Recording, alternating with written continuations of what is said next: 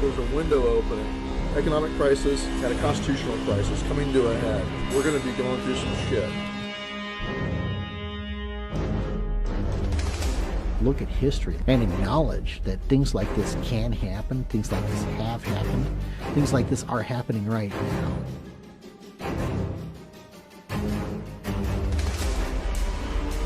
The gray state is a part of this Orwellian nightmare that's being set up. Their vision for what's next is a global Fed and even more power. The potential complete collapse of America, of a global economy. One world government. New world order. It's real. A lot of people are realizing it, and more people are going to have to. You are a slave. The system is failing us, and the bottom line is that something has to be done. This is an empire in decline. If we don't do something drastic to put the federal government in check, we're going to be doing things the hard way with a violent collapse. We are already beginning to fall to the gray state. We're already halfway there. This is the path we're already on. Civil war is staring us in the face. Trends like the slow yielding of our quiet American towns to a choking array of federal surveillance grids, illegal police checkpoints, and literal foreign occupation. That is exactly the kind of abuse of power that led to the first American Revolution.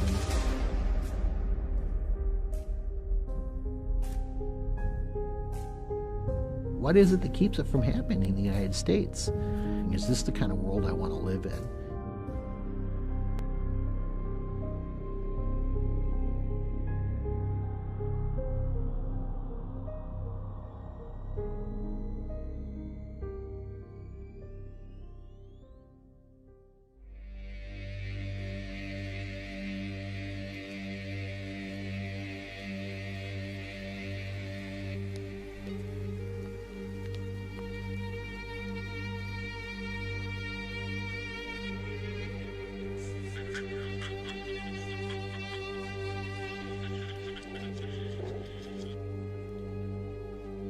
The gray state is a symptom. The disease is statism.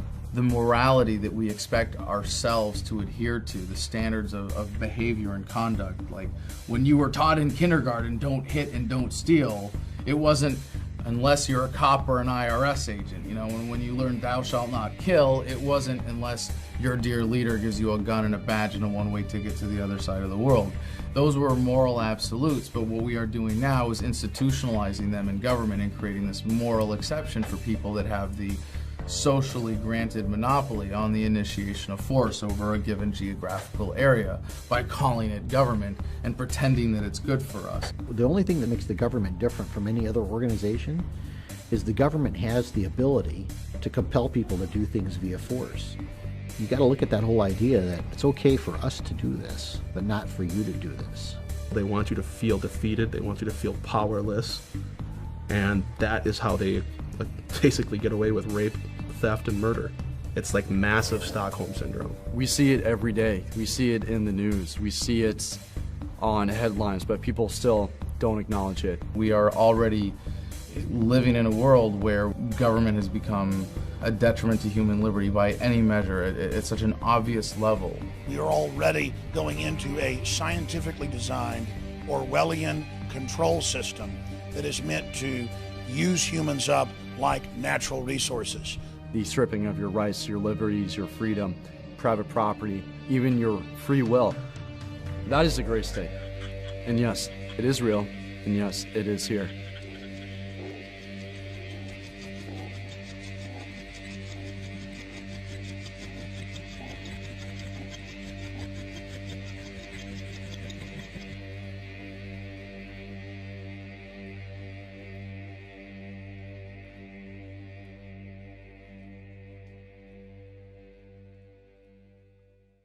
Jewel Beat.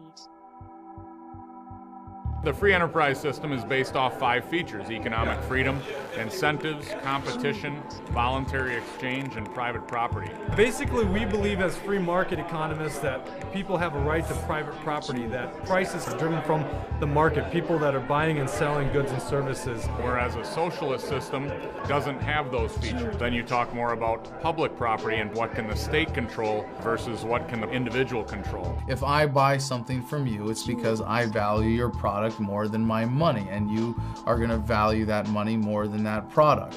And we both benefit. Anytime you introduce force into that equation in any form, you subtract from humanity's potential to reach that ideal of prosperity and progress. You can't force someone by law to buy something.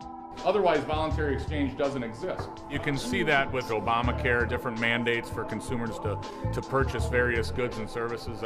So that is a progression towards socialism. You're mandated to purchase certain items from the state. Individual people can do much better in bringing up an entire economic society by themselves and not being ordered to do certain things. Command economies, that sort of thing. That's why all command economies essentially fail. That's what they did in Europe. You couldn't keep the benefits of your own labor, your own hard work and sweat. It would be confiscated by some corporate entity that had control over the monetary system. We had a nation of producers. We had a nation of people who were free to innovate and create and then be allowed to reap the benefits of that creativity. If you invented the television set, the state's not going to come in and say, we're confiscating that from you for the public good. You were then allowed to market it. It generated wealth, savings of money. You had more and more local hardware stores competing against each other. When you have greater competition, you have reduction in prices. Obviously, the people who can provide the highest quality product, the lowest price, are going to win out. Those who cannot will fail.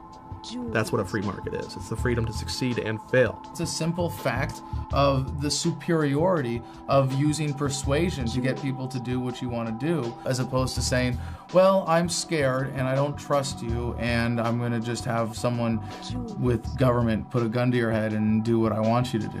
When people give money to Bill Gates or Sam Walton, he's not taking it from them. They're getting something in return. They're getting a service. They're getting a product. There is an organization out there that does take the money from you, and that's the government. If you live in the United States and you work in the United States, you fall under our jurisdiction. Does that mean that everyone in North America is a slave to your company? I don't work for a company. You work for the IRS. Is everyone a slave to the IRS? I believe that I do have jurisdiction. I believe it is valid. I believe I do have those rights. Yes. Okay, but you can't, by your own admission, answer a question regarding evidence to actually prove that there's jurisdiction.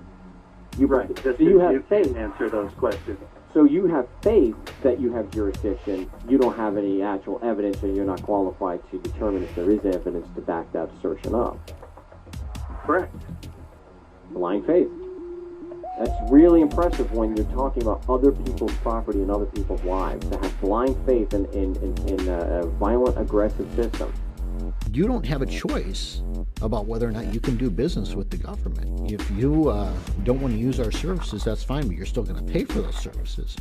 If you don't have kids, you're still going to pay for public school. If you're not sick, you're still going to pay for health care. And if you don't pay, we're going to send people with guns to take your money and take your house and take you.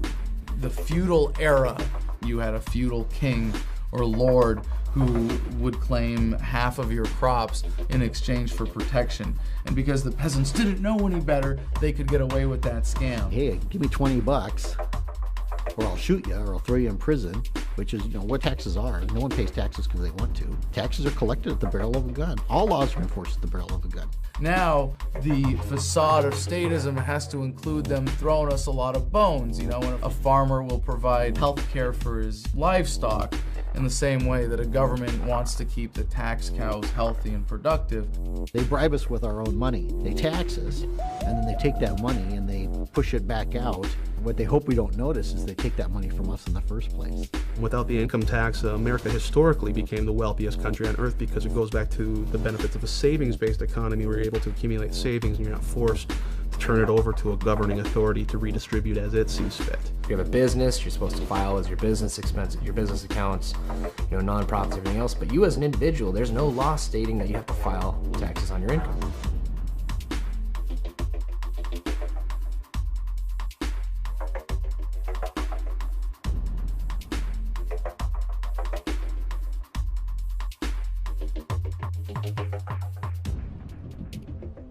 Understand that your income tax is a farce. The 16th Amendment of the United States was never properly ratified by Congress. People today believe that taxation is absolutely necessary. Like Winston Churchill said, it's the penalty for living in a civil society. This is not true. We lived without an income tax. New Hampshire today still exists without the income tax, and they're thriving. They're doing fine. You think it's moral to force people to follow your rules, and you think that's moral. You think it's moral to force people to do what you want and to pay you. And we don't believe it's moral to force people under threat to I disagree with the word force. Yeah, I disagree with the word force, but I think it's moral that you should have to pay your taxes, absolutely. So it's moral to force people to pay for services they may or may not want. Yes, it is moral to pay for things that you may or may not want. So by doing things voluntarily and not using aggressive force and asking questions, that to you is immoral. But the opposite of being involuntary, using aggressive force and not questioning, that's moral to you. One reason why the income tax is so detrimental, it's based on the assumption that the government owns everything, and they allow us to keep a certain percentage under their conditions. Which proves the point that even a 1% income tax is morally wrong because it sows the seeds of destruction.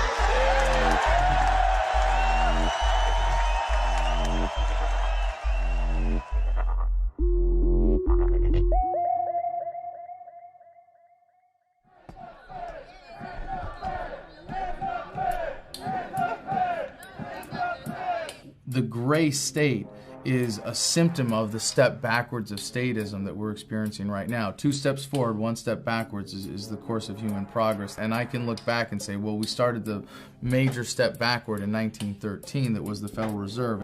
The Federal Reserve legislation was drafted on an island, really called Jekyll Island. All these bankers, the heads of J.P. Morgan and the other large banks at the time got together on this island, secretly drafted the legislation and all that stuff.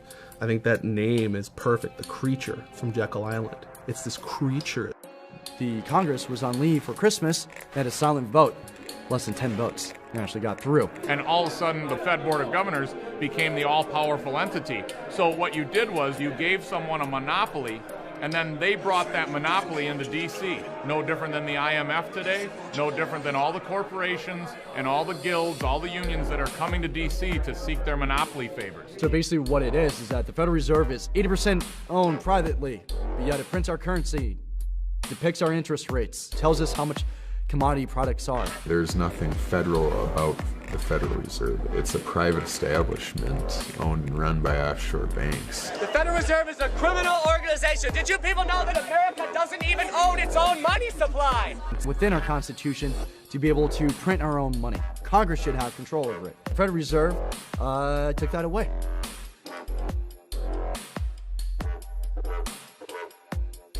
This private central authority is going to loan money to your government at interest, so they make money off that debt.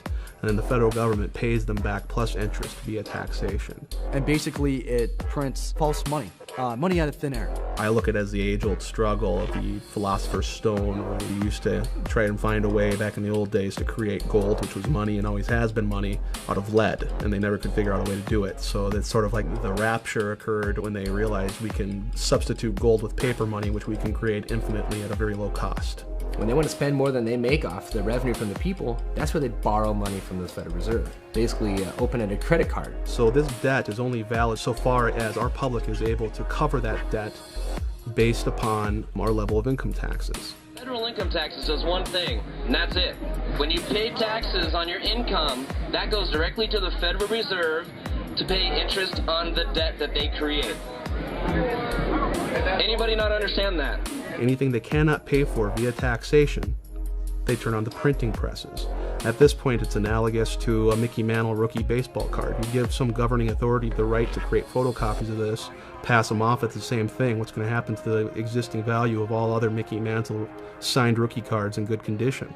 Well, they used to be rare, so they had value. Now they eliminated demand. They took us off the gold standard. They took us off the oil standard. Oil is now traded in euros and other currencies, so there's not as much incentive to invest in the United States. And now they're increasing the supply. So you have declining demand, and you have greater supply.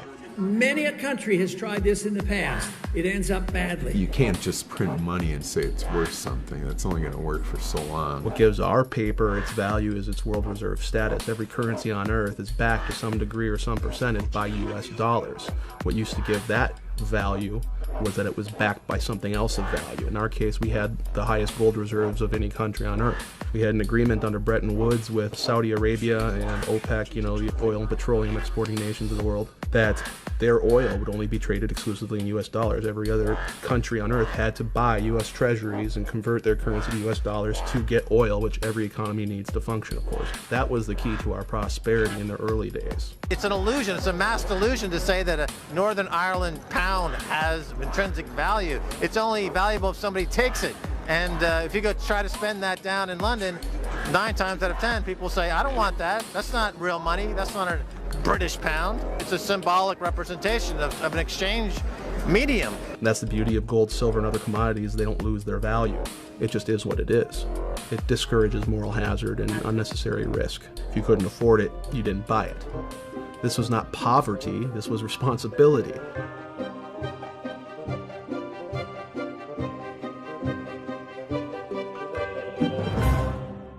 So they're funneling all this money that otherwise didn't exist. They're creating it literally out of thin air, loaning it to the banks, and they loan it at interest. You go to a bank, you get a loan, they basically transfer that money out of thin air into your account, and it's a debt. But it came out of nowhere, so technically that's fraud.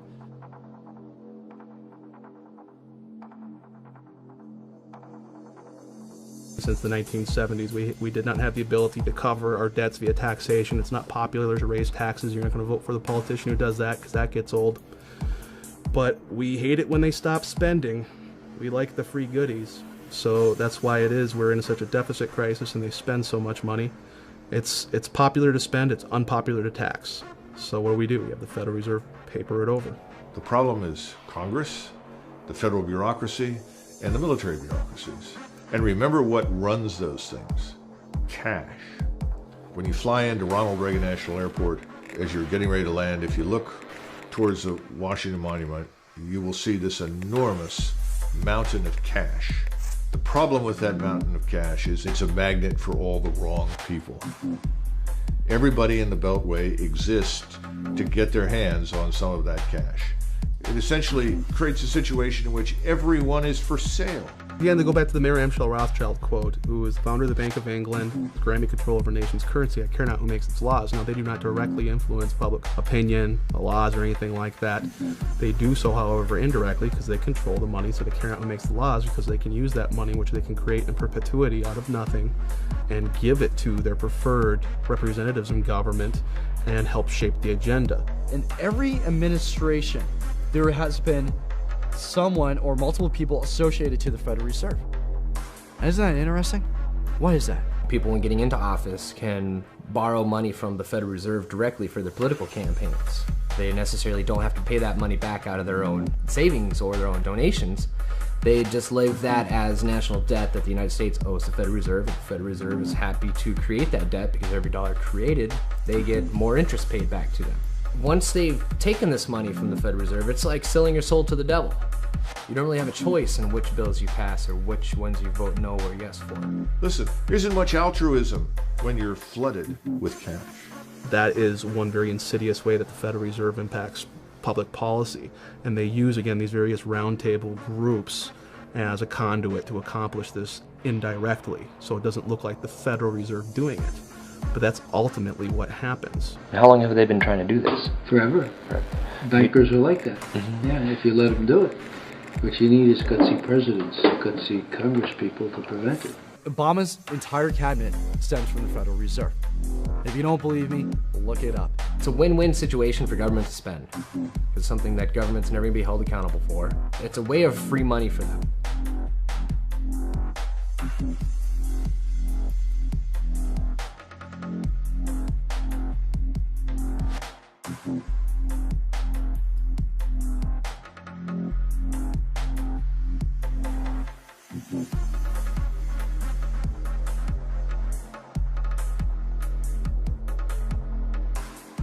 The elite use the banking and financial industries as a mode of control because either you're owned by them or you owe money to them. So either way, it's kind of like this leash of control around everybody. Today, if you create an invention, you're much less likely to run a company that employs people for very long, because you're going to have a very large bank or a very large corporate entity come in and simply buy your product. It essentially allows them to confiscate the creativity of you and I, of regular people. It allows them to not produce, to not achieve, to not create something of a great value that the public will demand and consume. They didn't have to do that themselves. All they had to do was control the monetary supply. And they can then buy up for pennies on the dollar, essentially, your creation, your innovation, and market it to the masses. And then they can siphon off millions in taxpayer dollars for having produced nothing.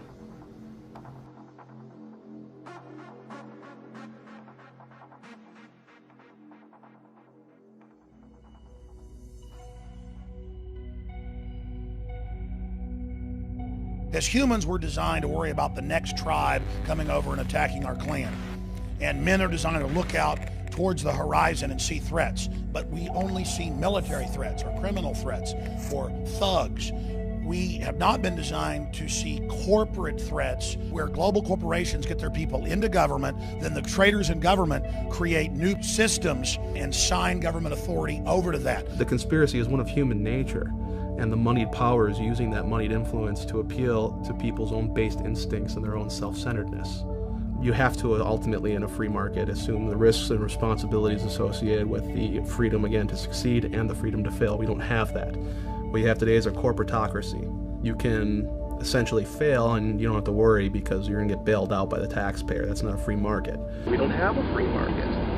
We have intertwined corporate interests, right? We have the hydra of these corporations that are addicted to cheap money, free credit, created by a privately owned corporation that monopolizes the creation of money. So the Federal Reserve is going to create Mickey Mantle baseball cards, ad nauseum, and infinitum. They're going to just print them out to cover all these bad debts that went wrong when Goldman Sachs, Federal Reserve shareholder, decided to sell a whole bunch of these securitized mortgages thanks to the repeal of Glass-Steagall to foreign investors all over the world. That went bad and they knew would go bad. The fraud element comes in, they knew they were going to go bad. So the Federal Reserve creates moral hazard again for these large banks by saying, don't worry, we'll paper it over. We're in the midst of a serious financial crisis, and the federal government is responding with decisive action. Over 700 points. Apple shares are just getting hammered. We're down by between 3 and 4.5%. A national rescue plan. $85 billion deal. The worst economic crisis facing the United States. There are going to be ominous consequences. We're in the last days of this country surviving. Supply urgently needed money so banks and other financial institutions can avoid collapse and resume lending. We bailed out the guys that created this mess. And those are the last people that should be bailed out. These people shouldn't be granted a free pass. Not passing a bill now would cost these Americans much more later. There would have been a depression for the rich people. They would have gone bankrupt, and instead, they got the bailouts and we got the bankruptcy. People accepted it. People were like, yes, good. Well, at least we have jobs. At least the banks are okay, because that's where our money goes. And every time they manufacture a depression in the marketplace, they receive a bailout. Smaller competitors do not, so they can buy up the assets, again, the things of tangible, actual value from the productive people in the economy, and they're confiscating it on pennies on the dollar, because when you're liquidating in a Chapter 11 bankruptcy situation, you're going to take whatever you can get. Then Goldman Sachs, JP Morgan, Bank of America can swoop in, take control of all those assets. They didn't produce anything. They didn't make anyone's life better, but they're rolling in the dough, aren't they? The primary problems here is that there's an absolute unification of money and power and government. And you need to try, for the sake of sanity and liberty, to try and prize those things apart. Because at the moment, they are one. Is this triangle? Corruption leads to secrecy and incompetence. It just breeds all this, and they just want to keep everything quiet. In the Roman period, they used to talk about bread and circuses as entertainment for quote-unquote the mob. Let's increase prosperity and standard of living. Everybody gets to drive a better car. Everybody gets to live in a nicer home. And what we really want people to do is go to the mall and shop and be entertained. They've been very successful in turning the body of the American population into sedated consumers. Well, you can only sedate the consumer so long. When the consumer runs out of his ability to consume, when he suddenly wakes up and recognizes that what he thought he had, he doesn't, the money he thought he had is gone, the wealth he was promised is vanished, that's when the game is up.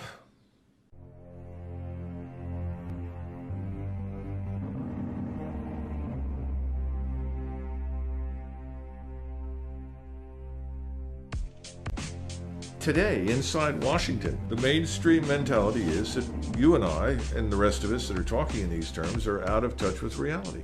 They cannot begin to comprehend what you and I are discussing today, and I think that's very important for your viewers to understand. Our banking system is a safe and a sound one. Our deficit problems are completely manageable. Everything will be fine. We'll pass some reforms, some new legislation. We'll make it all right. Part of the scam of government by printing money, by borrowing money. We don't have to tax people directly.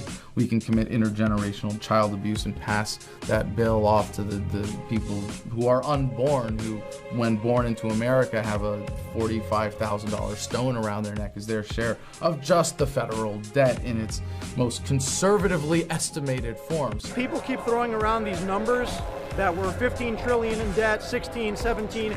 Those are all old numbers. It came out in Bloomberg Financial and other news outlets that under Obama's administration, in the first 2 years, over 23.7 trillion is missing. And those are old numbers, and that's on top of all the missing trillion from Bush. You had $1 million and you started counting one at a time. It would take you 11.5 days to get to 1 million. If you were going to count to a billion, it would take you 31.7 years.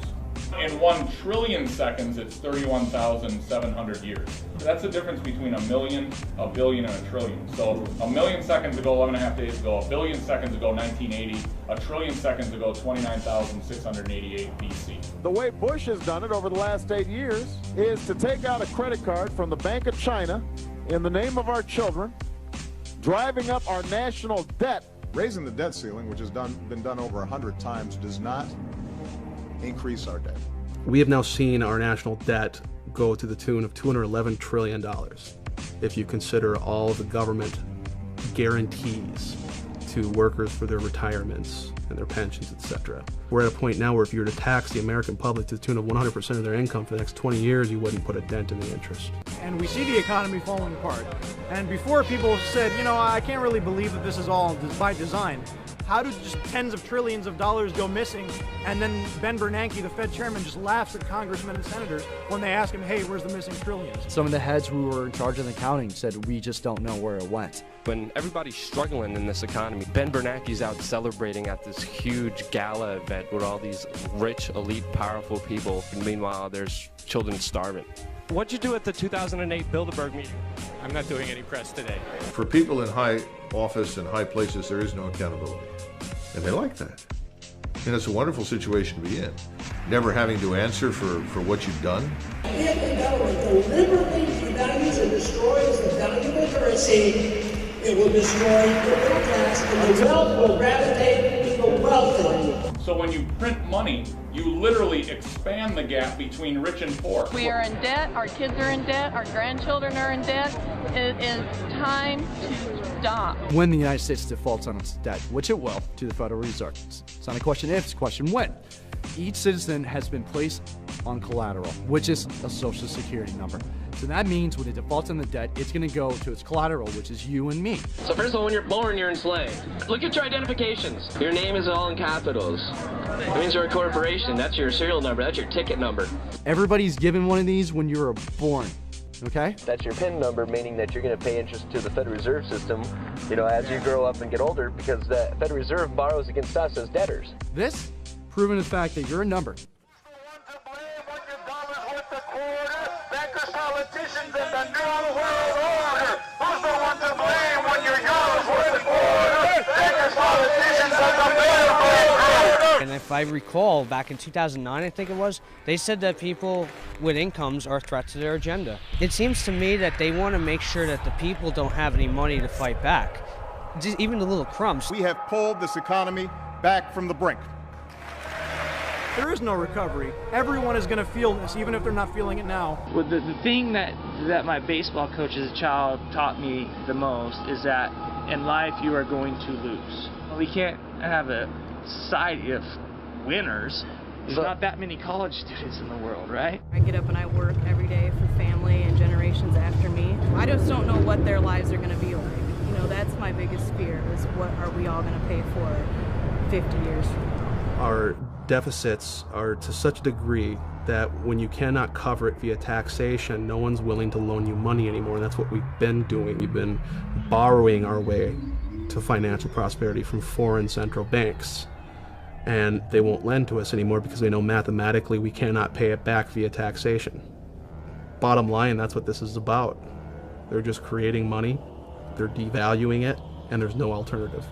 The direction we're going in right now is debt and dependency. You understand the principles of the debt super cycle. And eventually that super cycle comes to an end because you can only print and borrow so much money. You've seen the dot-com bubble, you've seen the housing bubble, and if you understand the Austrian school, we're already building that next bubble. The U.S. Treasury bond is the largest bubble out there, bigger than the credit card and the education bubble.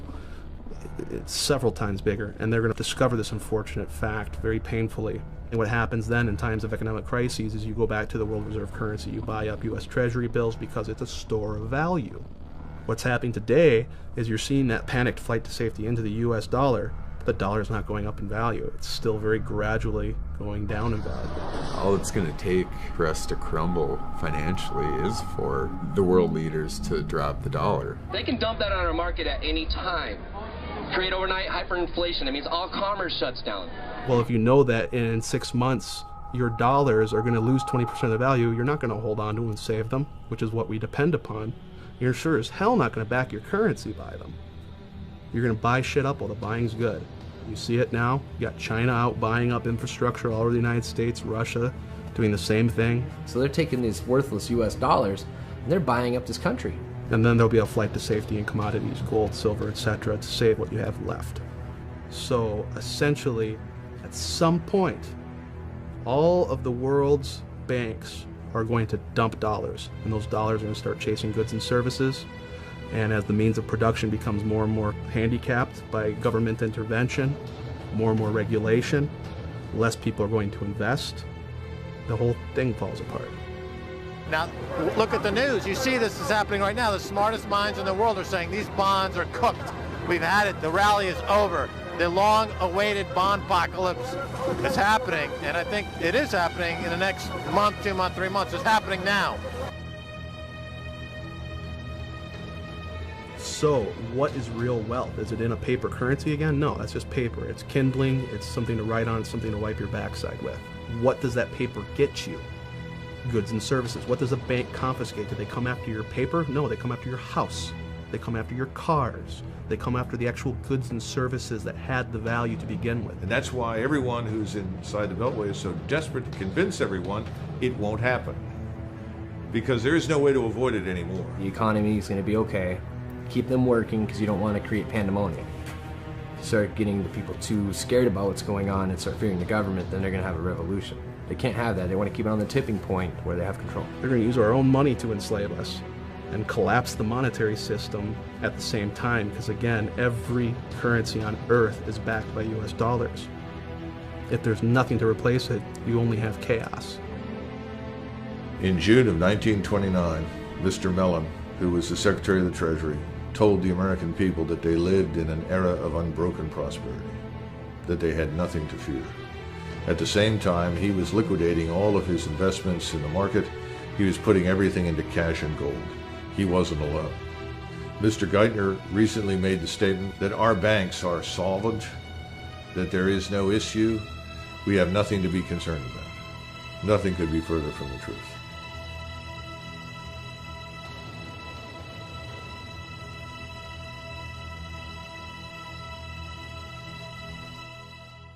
Jewel beat.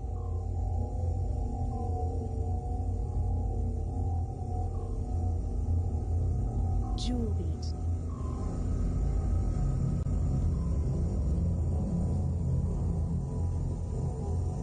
The whole idea about conditioning the kids is the idea of creating a new generation that thinks differently than the previous generation. Teaching the kids that they should think a certain way, or they should feel a certain way, or they should vote a certain way. Jewel beat.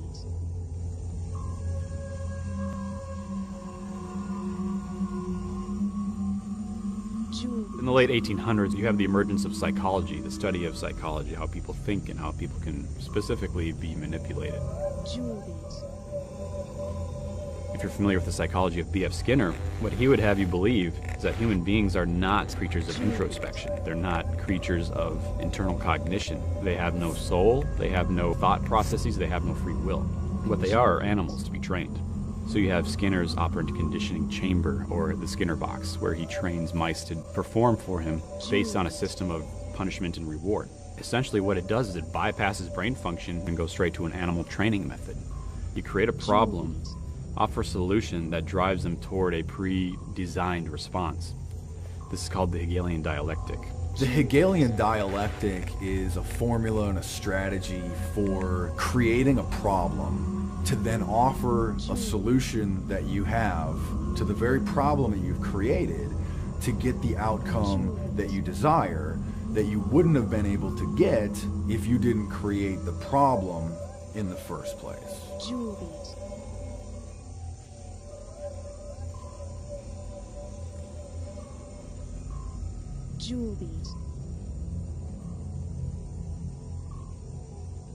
The Hegelian social theory was adopted by Lenin, by Marx, and it was applied politically in the form of communism and socialism.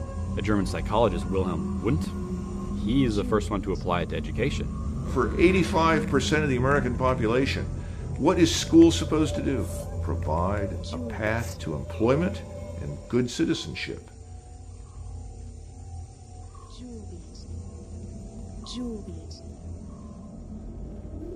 I'm not going to go into a lot of great depth and detail in the Council of Foreign Relations, but you're looking at an organization essentially set up by Rockefeller and other central bankers, people who are responsible for the creation of the Federal Reserve, to debate education policy in the United States. It used to be that education was run by the states. Today you have funding and financing taking place with the federal government, whereby if public schooling systems don't do what they want, they get their funding cut. The Reese Foundation, the Ford Foundation, the Carnegie Foundation, and the Rockefeller Foundation, all these major foundations that can actually give American taxpayer subsidized grants to individuals who do things according to their criteria. A tax credit is when you get to keep your money because of some reason. A subsidy is when I, the government, actually collect that money and then I turn around and pick a certain behavior that I want and then I subsidize that. This was revealed in the book Lines of Credit, Ropes of Bondage, in which H.R. Gaither of the Ford Foundation revealed to Norman Dodd of the Reese Foundation that they were taking their directives from the White House.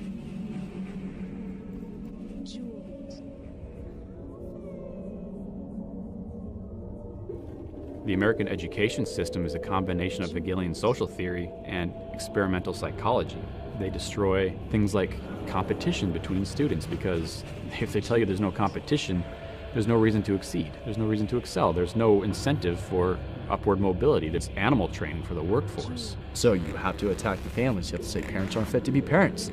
So the state has to come in and control that. And then you have to control what the children are eating, what they're being fed, what they're being taught, what they're watching. Because you have to begin to set up the generation gaps. And that's the whole idea behind working with the kids and dealing with our kids, this concept of in loco parentis, that the school is the parents when the parents are not there. Most people are too busy working the 9 to 5, and now that 9 to 5 is turning into 9 to 9 to be able to just survive, crippling the amount of time we have to transfer knowledge and information to our children, our young. So by making sure both parents are away from the children at work, they can guarantee that the social environment of school, preschool, daycare is going to be able to give the children the knowledge that they want to. And what you have is the degradation of the individual, you have the promotion of the state, and you have the elimination of the middle class. Now, under this operant conditioning from Skinner, and under a system of reward and punishment, the only thing you learn is how not to get punished and how to achieve your reward. You're not going to come away from this system thinking, I'm going to stand up for something because it's right. You're going to do it because there's either reward or consequence involved. They're being trained to enter the workforce as a valueless cog in the state.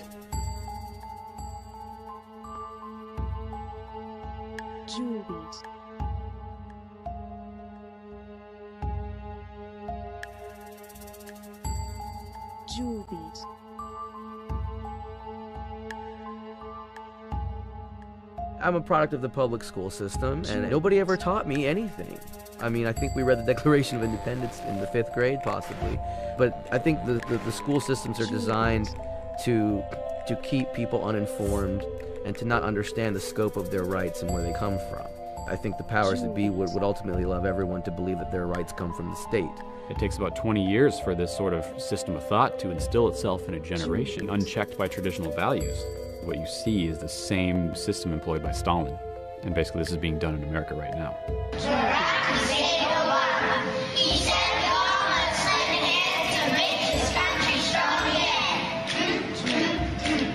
We're developing them to not question authority. We're developing them to be entitled, that the government will take care of them from cradle to grave. These efforts have been pretty successful. No one questions their shackles if they're born into them. Jewel beat. Jewel beat.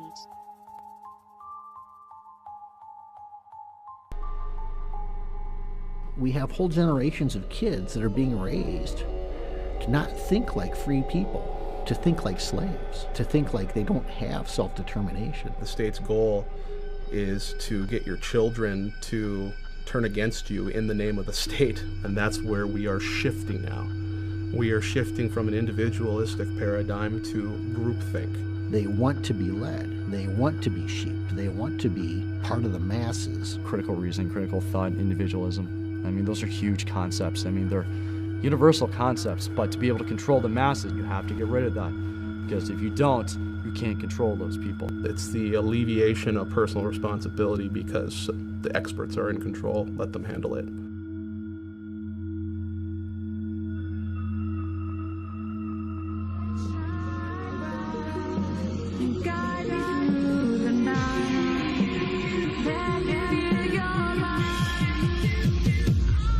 Hello, New York!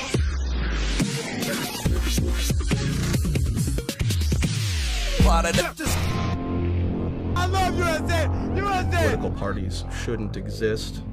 We ought to be voting for a candidate based upon principles, character, things like that. It keeps us from being able to fight over party lines. You look today, you have party platforms. These are things that we all have to agree on. And if not, you are not a part of this party. Well, look at Ron Paul right now. He's against taxation. Well, a lot of people in the GOP, we like that. But he's against the wars. Well, you must be one of those Democrats then. The old saying, divide and conquer. So they try to just divide people into two different groups so that you can't unify. It's easier to manage a population when you have two primary belief systems. You're either A or you're B. These people are conditioned to think a certain way and support a certain team. You know, they pick their winning team, whether it's Democrat or Republican, and then that's their guy. And it doesn't matter what that person votes for. As long as their guy wins, they put their pennant up, whether it's got a donkey or an elephant on it, and they wave it, and they say, my guy won. Things are going to be different. It's so much easier to lie to the masses when the masses aren't involved. There's no better way to discourage the masses from getting involved than by creating convoluted, controlled dialogue based upon party platforms versus individual principle. They'll say out of one corner of their mouth that they want you to vote, they want you to participate, and then we notice statistically that there's less participation today than there ever has been. And that's exactly the way they want it. It's all theater, it's just political theater. We go from rule based on constitutional law to rule based on a cult of personality. Well, he might be wrong, but he's my president, so I'm going to stand with him. That's a very dangerous mode of thinking. Do you support freedom and the American Constitution, or do you support this person? We've all seen where that led in Cambodia and Russia and Germany.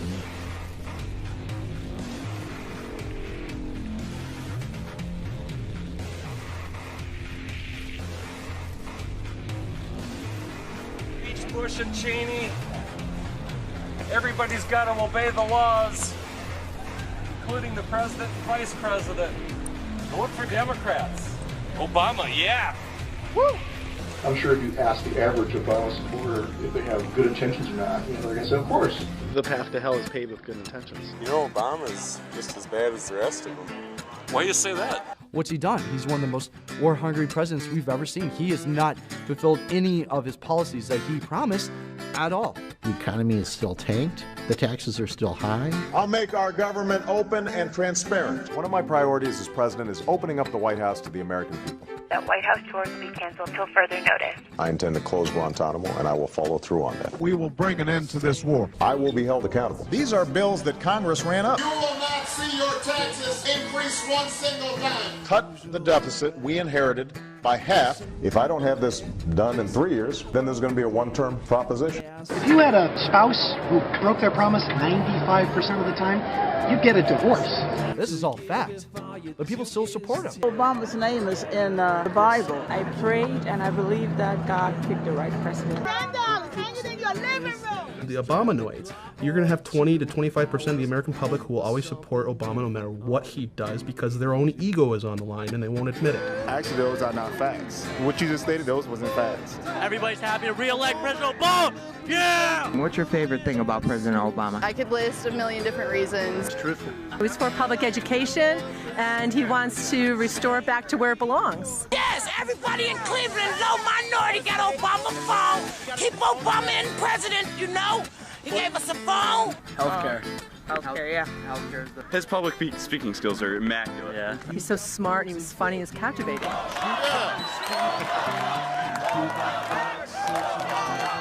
He understands where we come from as individuals. He's definitely for the people. Obama is my boy, man. He just knows what to do. Love Obama.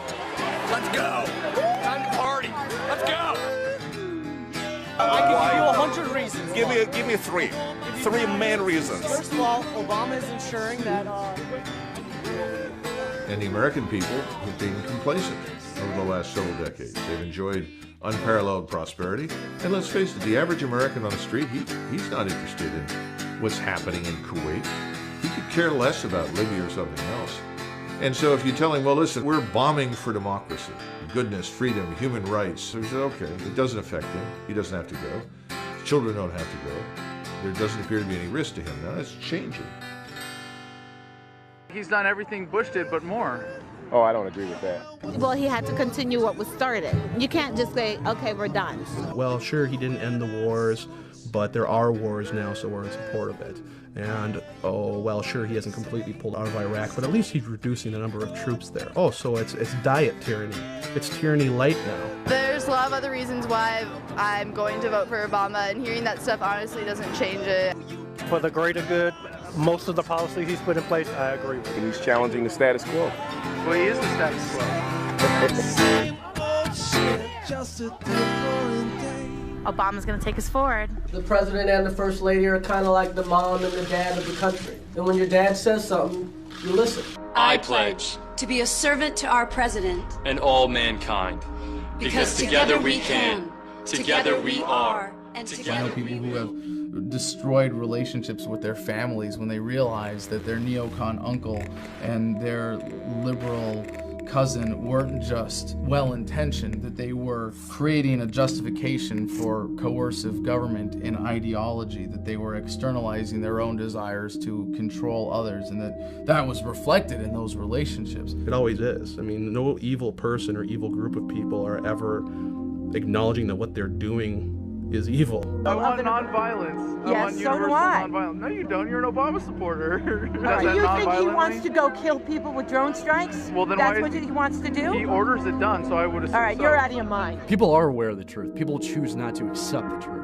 There's a difference with this. People who are completely unaware of the truth, those are becoming few. It's self-deception. How can you be honest in a political debate or any other contest if you're deceiving yourself first? The people who will, just do what the party wants and do what they're told and vote the way they're told, and they just keep voting for the machine. After a certain point, there's no more deniability. They can't say, oh, I didn't know, or I didn't understand.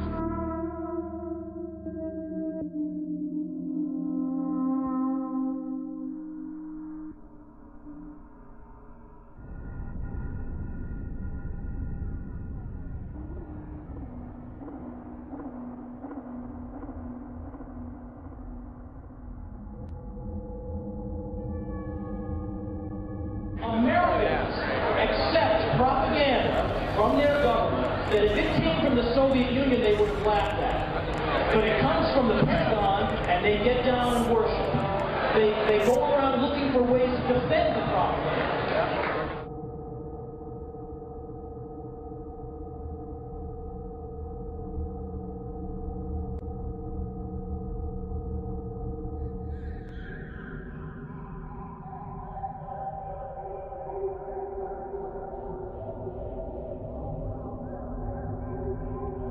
You can find people all over that will say that we should end the war, but they have a lot of trouble saying that when they meet a soldier. It was actually my older brother who talked me out of joining. We had a lot of conversations about the bravado of the current U.S. military forces, the attitude. If you ever go into the military, it's definitely about psychological conditioning. It's the idea that when life and death is on the line, you cannot afford to believe anything but the fact that you are the biggest, baddest force on the face of the earth.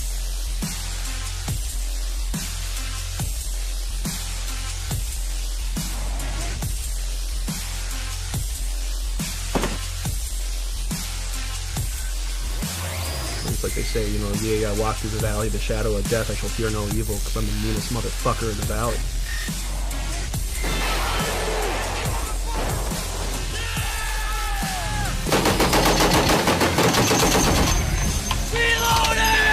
War is like a big video game that I can watch on my TV. And isn't it cool to see all the U.S. flags all over the foreign country, showing how the occupation is proceeding? They want you to believe that patriotism means that you support everything the government wants. If you don't support it, you don't support the troops. Another day, man. Another day.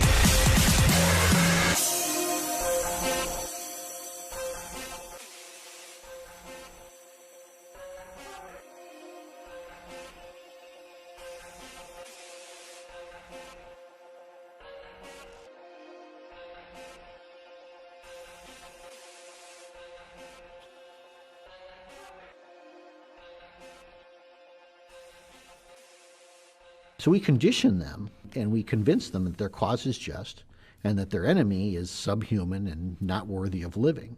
And the American people honestly play a role in that. They come back, and the reception they receive is just astounding.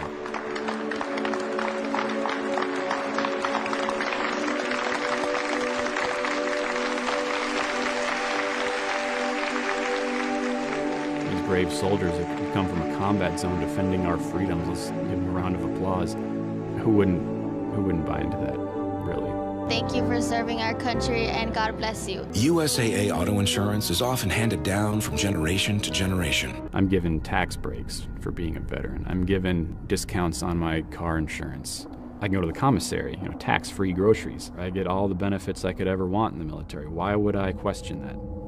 We have soldiers who are coming home, they look at all this, and they say, well, it seems like that was wrong, but how could I admit that that was wrong because I was a part of it? You'll never know what we go through for your freedoms, but at no point does anyone question how are they defending our freedoms by invading a foreign country. Well, you didn't serve, you don't know. Well, then what happens when a guy like Jesse Ventura, who not only served, but served in the SEALs, he comes out and he speaks and he says the same thing.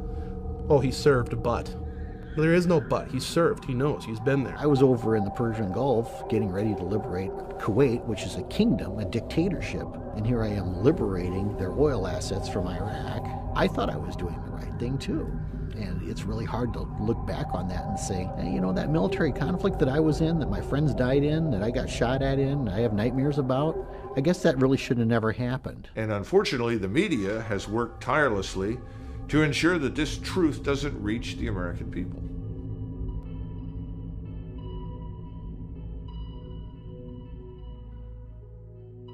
In the past, we had the media to watch the government and keep them in line and ask the tough questions. You all remember those clips in the old days, the black and white, and you'd see the news guys with the fedoras, yeah. They'd always go up and they'd be in people's face with the big flash bulbs, you know, Senator, this happened. You'd always hear, you know, politicians being held accountable and they're always being asked questions, and you don't see that anymore. Leaders have found a way to cull the masses into their own ideal sets. And whether that's through bread and circus, such as the Roman Empire, or today through the mainstream media, they get to decide that, yes, you're going to be obsessed with American Idol for over a decade, and when that starts to wane, you know, we'll come up with Dancing with the Stars, and let's really be concerned about who wins the Super Bowl. 3 keys to power are banking, the media, and politics. If you own the banks, you can buy the media, you can buy the politicians. If you own the media, you can control what people see, what people think, you can largely shape the culture, you can create and shape people's fears, people's desires, the perceptions that they have of events. In high definition. Piers Morgan, live. This is an ABC News. In 1975, There was a Senate investigation committee called the Church Hearings, which actually uncovered that the CIA was paying, under the table, mainstream media outlets $250 million a year to act as gatekeepers and propagandists. In today's terms, that's $1 billion a year.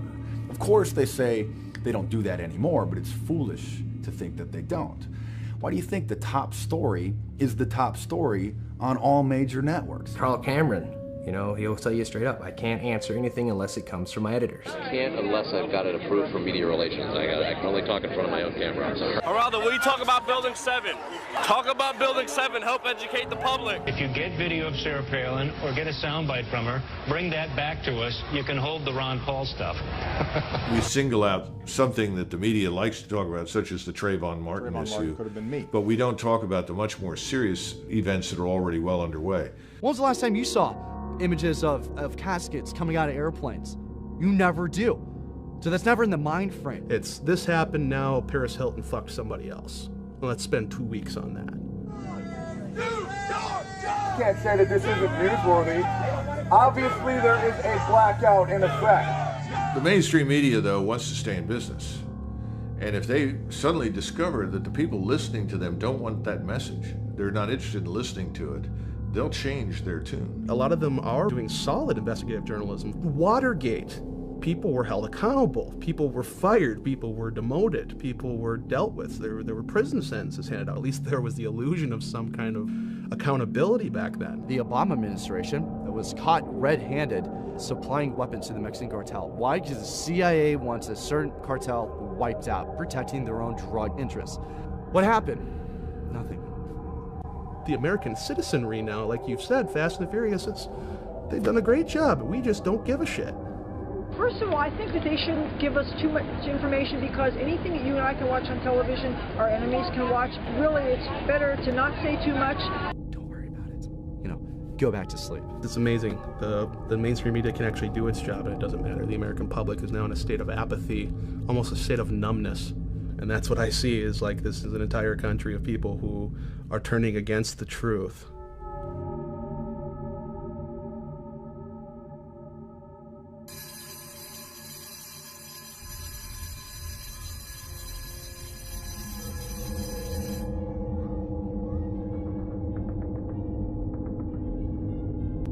Got drugs in the desk right next to the textbook. Run tests and then test what less look. Look at this, these heads in the mess, but I got this diploma. But what are we developing the kids to do? We're developing them to not question authority. We're developing them to be entitled, that the government will take care of them from cradle to grave. You don't have parental rights anymore. Not just it takes a village to raise the child, but the village is now raising your child. When we condition the kids, what do we condition the kids to do? You know, we tell them always share, always work in teams. See that table over there? We have 6 people sitting around. We always put 4 toys there. Not 6, but 4 toys. Because these kids have to learn how to share. And that's a good lesson on some level. But what we don't teach the kids is that it's okay to keep the fruits of your labor. It's okay to work hard and earn and benefit from that.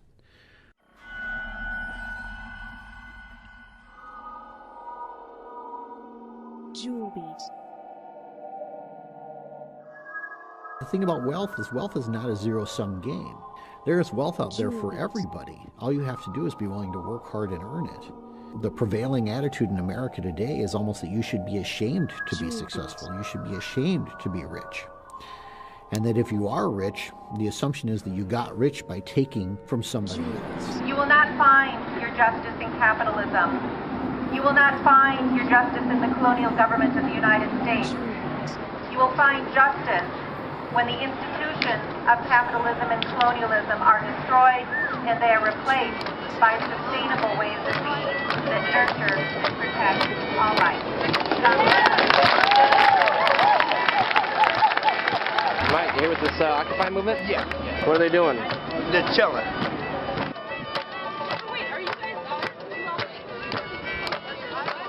Capitalism is people with a lot of capital who want to make profit. I don't have to look it up. I know it. The rich, they keep getting richer.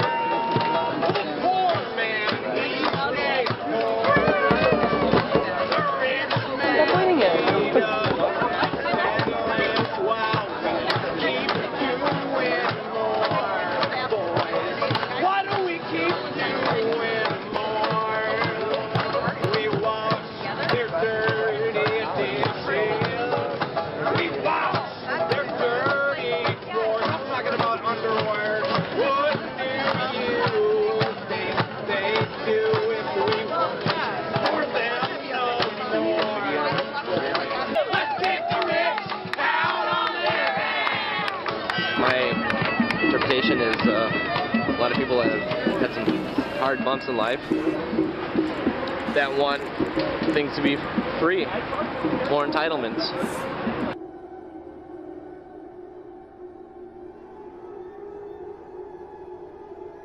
What people are calling for in Occupy Wall Street is like, well, goddamn it, government, you need to do something. This is why we're losing all of our rights to too many people that are being dependent upon the system. We want to get all the free stuff. Where is my free stuff at?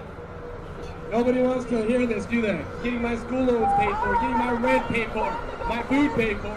It needs to be what we can do for ourselves. I will put this damn mic down once you all turn our country into a socialist society and take away my right to speak. Choose to be complacent or ignorant, and that's fine. That's your right too. This is how you disperse a protest movement. We have to ask a couple basic questions. The first basic question, what should the role of government be? Should the role of government be there to run the entitlement system? Should we believe this story that entitlements are rights? Yes, there's always an appetite for big government. There's always this temptation of getting something for free. And there's always the motivation, well, we'll help the poor people. You want to give free food, free medical care, free education, free houses, and everything will be okay. The lie at the core of collectivism is that it is all for the good of the collective. Once they get you to swallow that lie, any other lie they tell in service of that is not a lie. Orwell nailed it, freedom is slavery. And a lot of the people out there in activism are embracing big government. They think that big government should be used for our benefit, that they can use it for our benefit. And the argument being, again, that you can't. That kind of control central power. It's too much control for any one group. Entitlement means the government's going to give you something for free. Where does the government get anything? They've never produced a thing. The only thing the government can do is steal it from productive individuals. You don't have a right to your neighbor's wealth. You can't go in and steal from your neighbor, but you shouldn't have the right to send a politician or a congressman to go into your neighbor's house and take what they have because you want it. They're saying that if you have more personal wealth than we think is necessary, then we're going to take some of that from you and we're going to give it to people that don't have any personal wealth. I'm a warrior for the middle class. I mean, I do think at a certain point you've made enough money.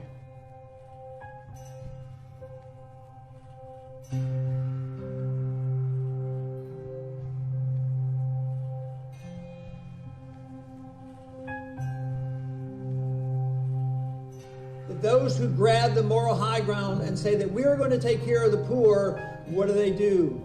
Welfareism and inflationism and socialism, they produce the poor. It's not in the best interest of the people that run welfare programs to get people off welfare. Their funding is based on the number of clients that they have.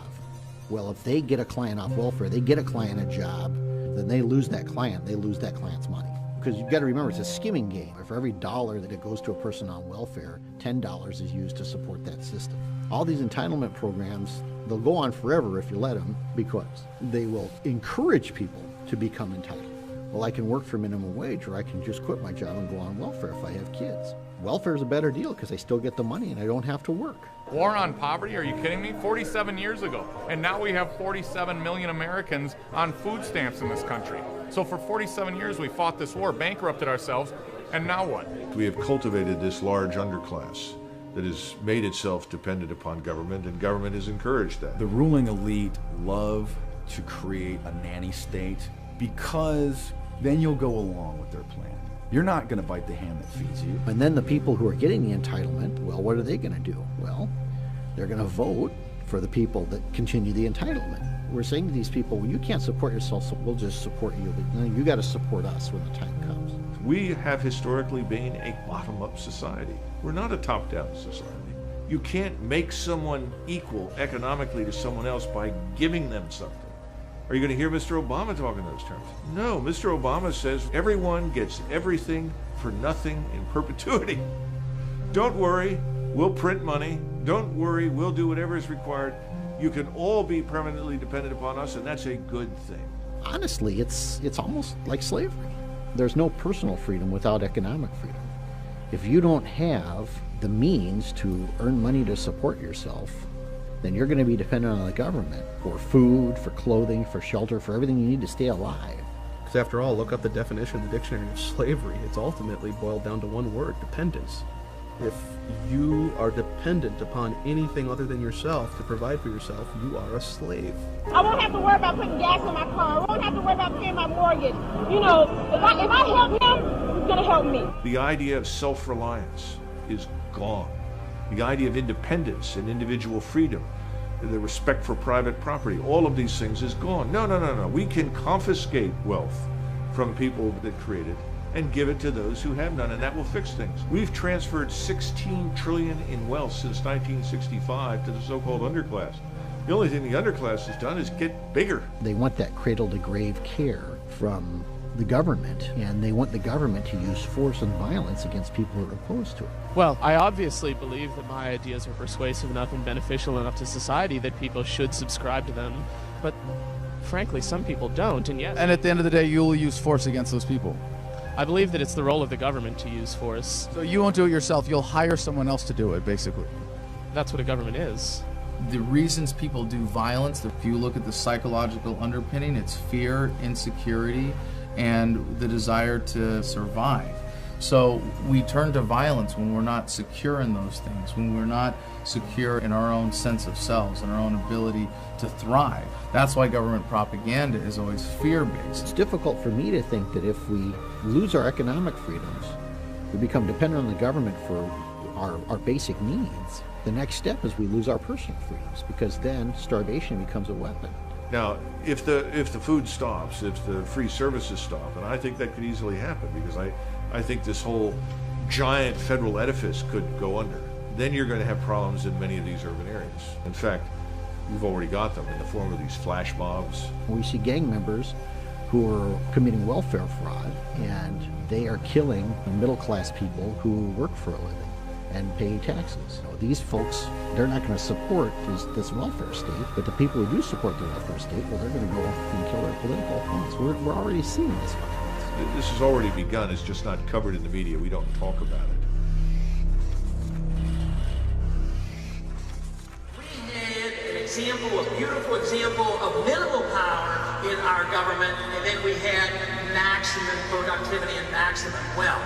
But today we think too much of the wealth and believe that government provides this, rather than understanding that wealth and prosperity comes from freedom and productivity and not from the government. When we had a freer market and sounder money and limited government, the middle class in this country was the largest middle class in the history of the world, and it was the wealthiest middle class in the world. Madison said it very well. The purpose of government is to protect the unequal distribution of wealth. Mr. Obama wants to destroy that unequal distribution forcibly. Personal responsibility, self-sufficiency, independence, all these things. You can't have that without recognized individualism. Individualism is now being demonized. You're selfish if you're an individual. You need to be thinking about the whole, the needs of the whole. Well, of course we do. We all do. And we discussed 250 plus years ago that the best way to go about this is by securing individual rights. But you can use the needs of the whole as justification for all manner of tyranny. If you're looking for a leader, you're going to get a master, and you fucking deserve one. The most ancient divide in politics remains to this day the fundamental divide. The legalists, as they were called, and they were chiefly the people in the governing class, just as they are today, and we would call them totalitarian, who believe that every aspect of our lives should be dictated and ruled and pushed around by government. Instead of a political continuum being a line from left to right, it was really a circle. And that all political systems had to be judged by the amount of bodies that they stacked up. At the bottom of the circle, cheek by jowl, was communism, Nazism. Moving up the scale, you had socialism, fascism, all of the various collectivisms that subordinate the individual. And at the top was the constitutional republic of the United States. Free men, free markets, rule of law, ordered liberty. What the Chinese used to call the Confucians, the libertarians, the live and let live brigade, the free marketeers, the small government men, the small tax. Us. This is a country of individuals. What sets us apart from Western Europe around the time of the founding of this nation is that you already had socialism already in Europe. It just had different names. You know, whether you call it socialism, communism, monarchy, the end result is the same. A small oligarchy of people are in control. 90+% of the masses are out of control. Our country is hijacked by a bunch of cretins and draconian legislatures who have grown complacent and comfortable as they receive from us the best health care in the world for free, six-figure salaries, the best business connections that corruption can buy.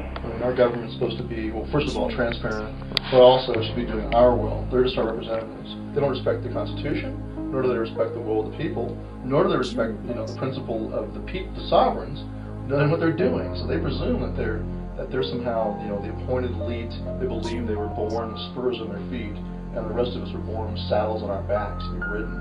This is the attitude they have. It's really kind of modern royalty. It's perfectly expressed in, we are the board. You will surrender to us. They presume up front that they have the right to direct you because of this larger idea that, oh, by the way, only serves their interest. That's the big lie of collectivism, because it isn't even about collective. It's about personal power of the people who direct the collective. They hate the idea that ordinary smelly people should be allowed to have a say, when government should, in their view, be in the hands of the great and the good who deserve to exercise it. A new aristocracy of blackguards.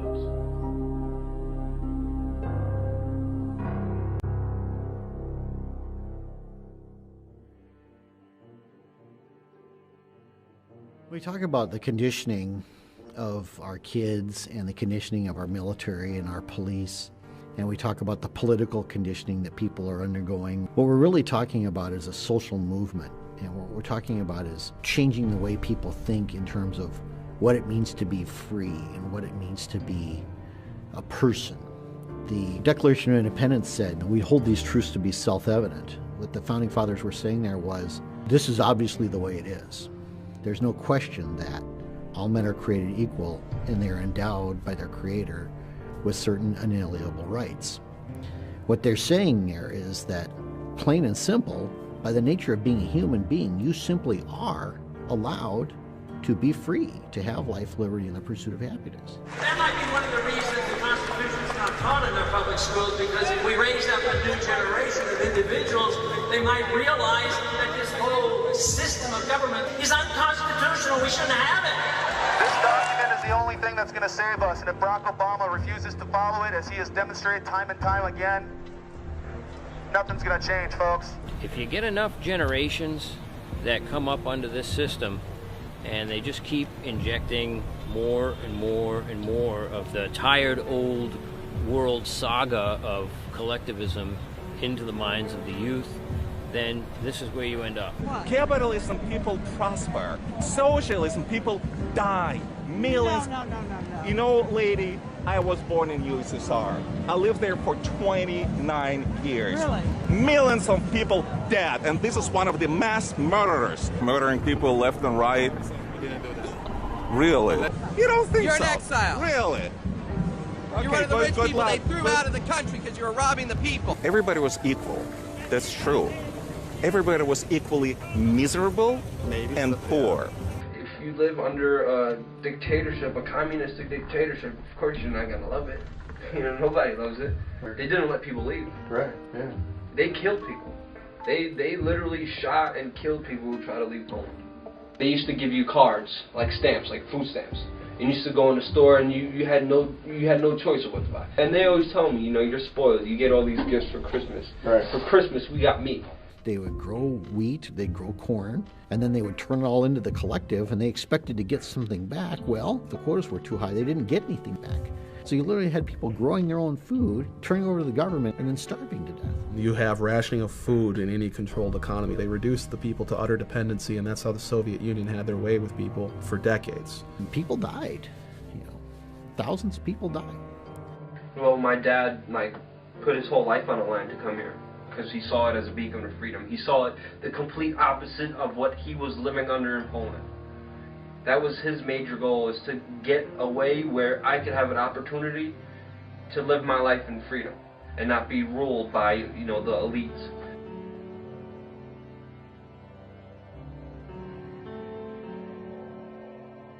I grew disaffected from communism, first because of the revelations of the killing fields in Southeast Asia. I had cheered when Vietnam and Cambodia and Laos fell.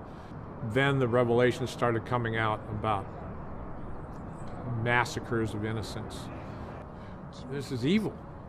This is evil as the Nazis.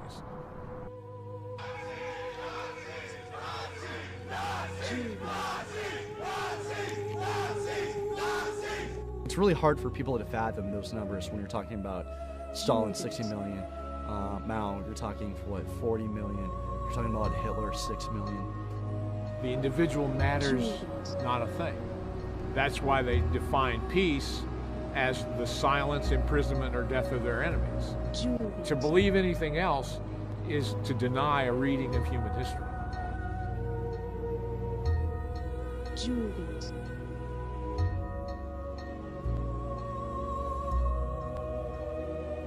After the revolution, all these guys who helped the revolution wound up being victims of Stalin, and because they had torn down any protections of the individual, they were gone. So if you're a hard right-winger, if you're a hard left-winger, if you've participated in the Hegelian dialectic, you've served your purpose. You're what they call the useful idiot. They don't care about you once you have fulfilled your role for them.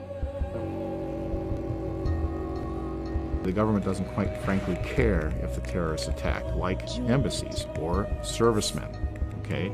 That's part of the job. That's what they signed up for, is to take risks. Soldiers are, for all intents and purposes, U.S. government property, and that's where the term GI comes from. GI stands for government issue. And when Henry Kissinger said military men are like dumb, stupid animals to be used as pawns in our foreign policy, that kind of summed it up.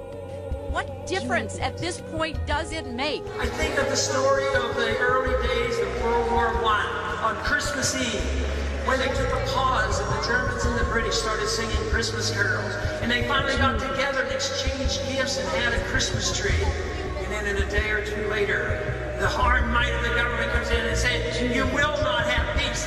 You must go back to shooting and killing each other again. Dwight Eisenhower, in his farewell address from the presidency, said that we should beware of the military-industrial complex. It is fully metastasized today into a cancer on our society that takes the best and brightest and the most nobly intent who would put their lives on the line to defend fellow Americans and puts them into these bullshit wars that have nothing to do with national defense. And we paid a terrible price for it. What, 1.4 trillion is a minimum? That doesn't even begin to address the massive consequences and the damage we've done to ourselves. It doesn't talk about the enormous losses we've inflicted on the people in the region, because remember, no one cares how many people we've killed or maimed or wounded. We've lost close to 9,000 Americans in this period of time, 44,000 severe injuries. We have hundreds of thousands of veterans today begging and pleading for help. They say Osama bin Laden killed, thousands of people on 9/11, and he has paid for that. He's dead. His organization is scattered to the four winds, but we're still in Afghanistan. First, it was links to weapons of mass destruction, and then links to Al-Qaeda, and he helped fund the terrorists of 9/11. So that's justifying killing a million civilians to where parts of Iraq you can't even live in?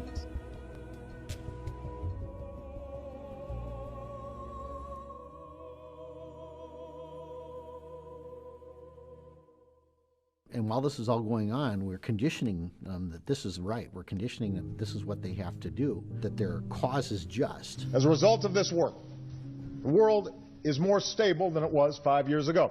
Apparently it's morally okay to launch a war on the most absurd, transparent pretext, kill maybe 1 million people, displace 4 million people, and this is mainstream. That's a mainstream position.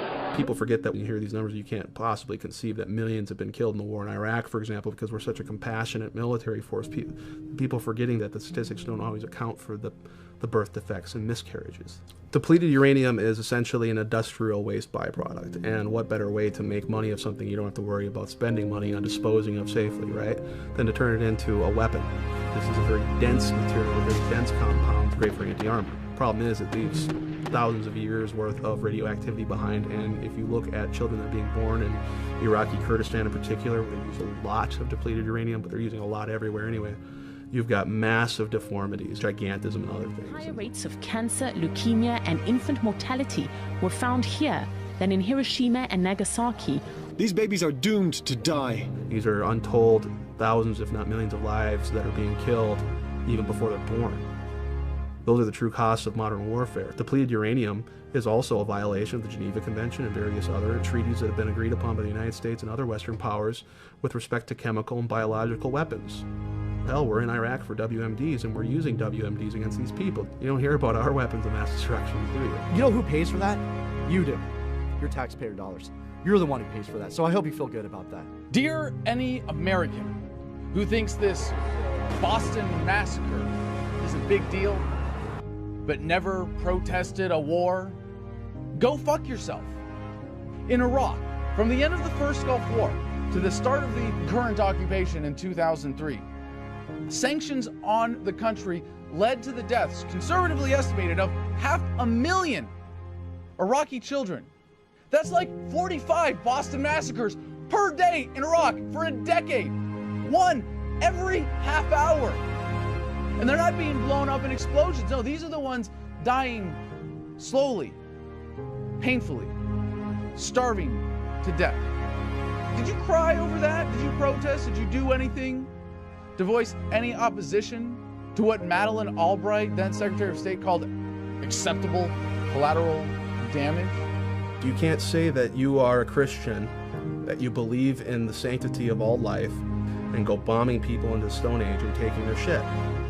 That's immoral. You can't have it both ways and then say, oh, but I'm going to oppose abortion. You either are or you are not. I can respect someone a whole lot more like a Zbigniew Brzezinski or Henry Kissinger who just outright says it. Just outright says, we're going to take it because we fucking can. And if you oppose that, try and stop us. At least we know where they stand. But with the common American, you want to have it both ways. We are dropping bombs on crowded cities at night where old people and children are sleeping. And we're watching it on CNN.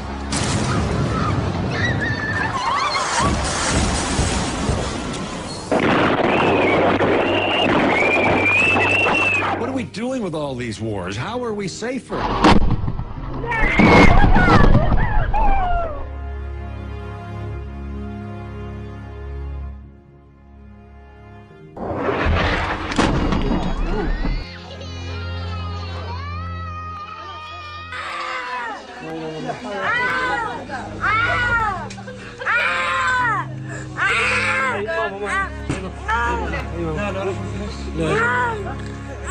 This is a product of the emotionally stunted state that Americans have been lulled into. To be told when to cry, when to care, when to mourn, when to shut up and go along with the plan and keep paying your taxes.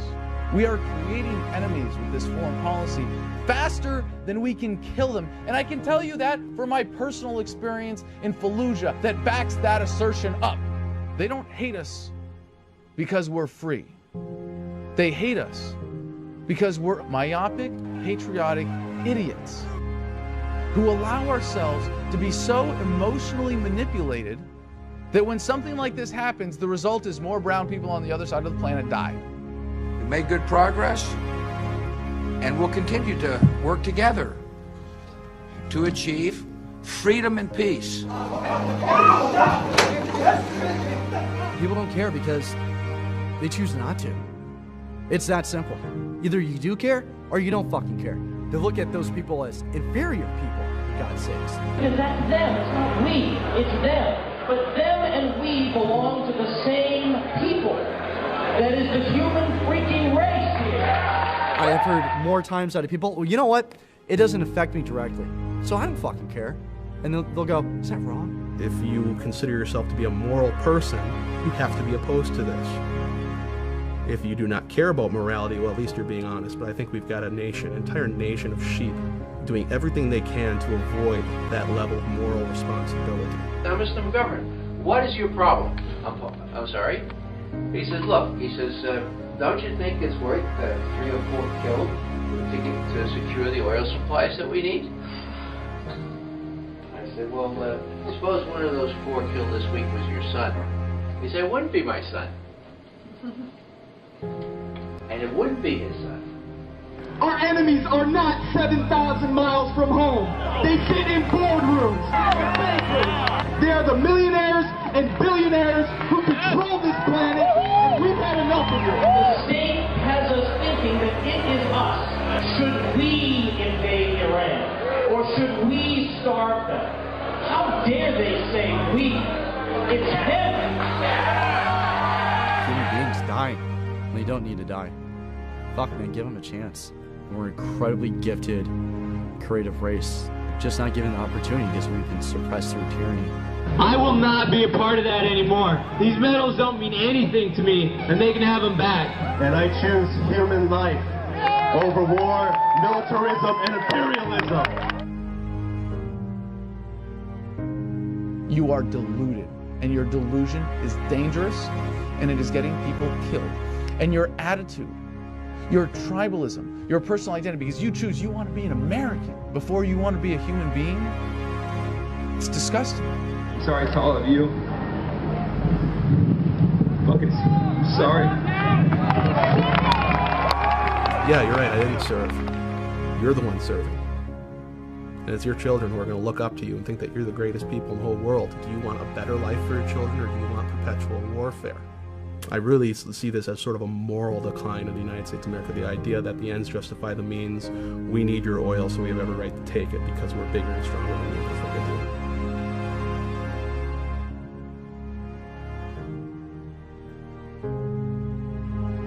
The problem is a moral problem.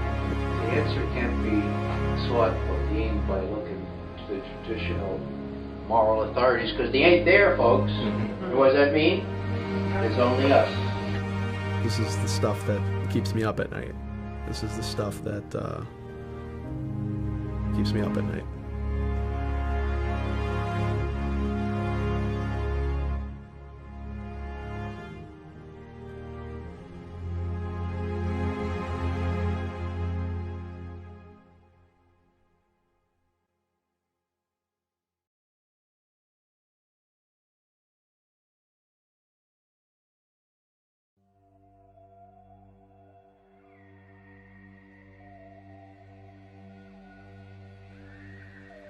So you've got the media propaganda arm, which keeps us loving our own slavery.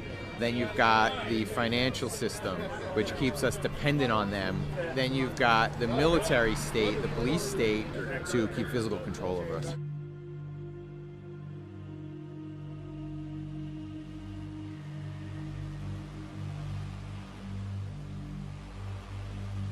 The function of the police used to be simply to protect basic rights. And they've shifted over the decades from that to revenue generation. They're pulling you over and they're giving you tickets for not the breaking of laws, but statute infractions. Thank you for swearing to the oath of the Constitution, sir, but this is a statute violation, which is an Admiral Maritime Law. Which is, say that again? Admiral Maritime Law, right? Which is like a sea-bound ordinance. Basically, when you see the gold feathers on the flag, it means you're stepping into a courtroom that's run by Admiral Maritime Law, which is in violation of the common law, which is the constitutional law. By entering into that courtroom, you're agreeing to go before a banker instead of a judge, so that way they levy fines and judgments against you. I am the judge of the law. I will instruct the jury on what the law is. I object. You That's are fine, not sir. a judge. You are an executive administrator. Okay. The U.S. Supreme Court ruled there are no judicial courts in America. There have not been since 1789. Judges do not enforce statutes and codes. Executive administrators enforce statutes and codes. All right, we're done. Statutes are just basically designed as hidden taxes on the public. It's just a way to generate revenue. So we've already set that precedent. It's gotten the police able to accept the fact that they are basically revenue generators and not law enforcement officials. I remember what I said before about government programs. The welfare programs are not designed to get people off welfare. They're designed to keep people on welfare and recruit new people to be on welfare. Well, internment programs are not designed to keep people from being interred. 2.2 million people in prison, and they say this is the most free country in the world. All it comes down to, if we want to intern someone, is just making a rule, a law, that they violate, punishable by internment. The government doesn't have any control over law-abiding people. Any force used against those people is not legitimate because they're not doing anything wrong. But if you make enough things illegal and you make the law difficult to comply with, then you get to the point where you can create criminals. And when you create criminals, then you create a class of people that are open to oppression. Martha Stewart, her stock trading was ruled by the court to be a legal act. But they sent her to prison anyway because she lied about it. I mean, she went to prison because she said she didn't commit a crime. But that's federal law. That's what we've created. Can you tell me one thing that you're free to do without asking permission or paying to get a license, registration, or permit? Hang out with my friends and have a great time. Yeah. Could you tell me what you're free to do in America? Everything. I can eat however many carbs a day I want. In New York City, they're trying to make all kinds of laws to ban salt and drinks that are a certain size. So, I mean... That's good because a lot of people are obese. We got pages and pages and pages of arbitrary laws. 2/3 of our prison industrial complex is filled with nonviolent, small-time drug possession offenders. Law enforcement agencies get money to fund drug operations. Well, if they don't have any drug operations, they're not going to get any of that funding. And the amount of funding they get is contingent on the number of drug busts that they make.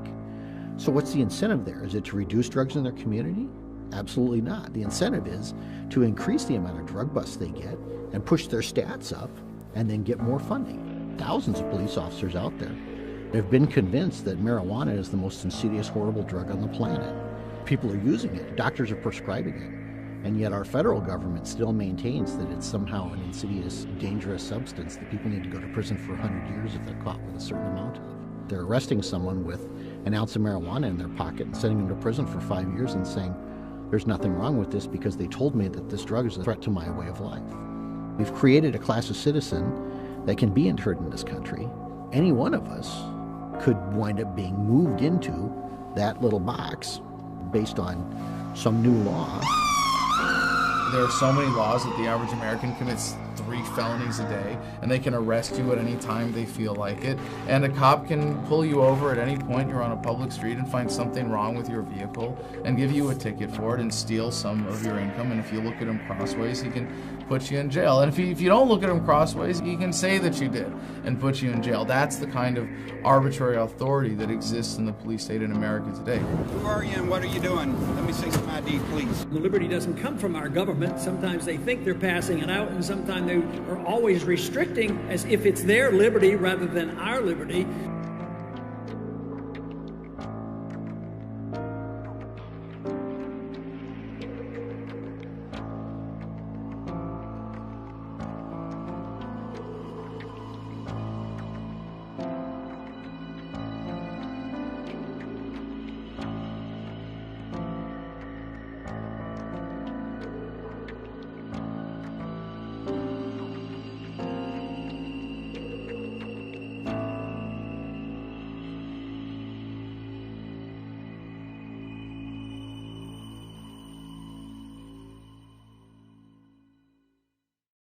They say they're above the law and pass all these unconstitutional laws, making us slaves. The question is, when government becomes venal and oppressive, to whom can the people turn for peace, safety, and freedom?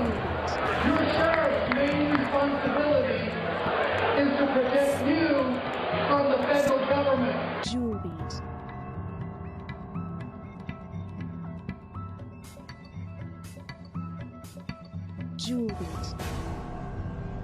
And then we give our police departments military-grade weaponry, assault rifles, we give them armored vehicles, helicopters, infrared. That's what we woke up to this morning.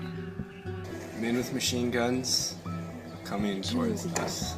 We see a giant arms race against the American people, but not just here in the United States. Worldwide, governments are massively increasing their spending for domestic control with a standardized police state that they've developed in third world countries that they've invaded and taken over. Close your window, go back inside your house. State police forces that gush at the thought of cooperating with Homeland Security and the feds, completely turning the whole concept of our government on its head by saying that The federal government is here to protect us, when really the founding fathers designed the government to protect us from growth of government. I think militarization is a better term than federalization to describe what is happening to the police force. It just so happens that under the current system of government, it's happening at an increasingly federal level, that the federal government takes control over local police forces, while at the same time using the federal government's revenue generation system of printing money or through direct taxation to funnel more money to support things that the free market never would, to continue the racket that is government. Ronald Reagan said the closest thing to eternal life is a government agency, and it's true, because once you give them the funding to do things with, at best, a warped system of accountability, they're going to take that power and trust it in them to keep their own paychecks going, not by serving people, but by serving that twisted system of approval for that funding. Juliet.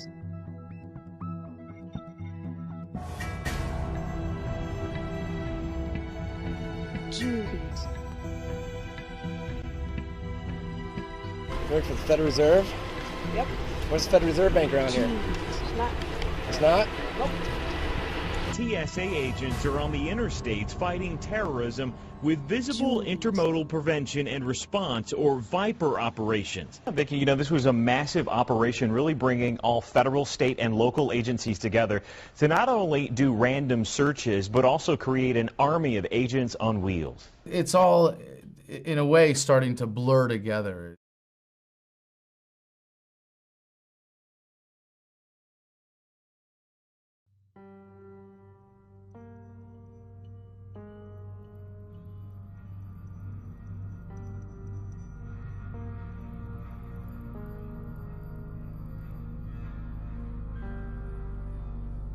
You can see examples of the gray state in our modern time just by simply walking down the street and looking at authority figures that you have to deal with.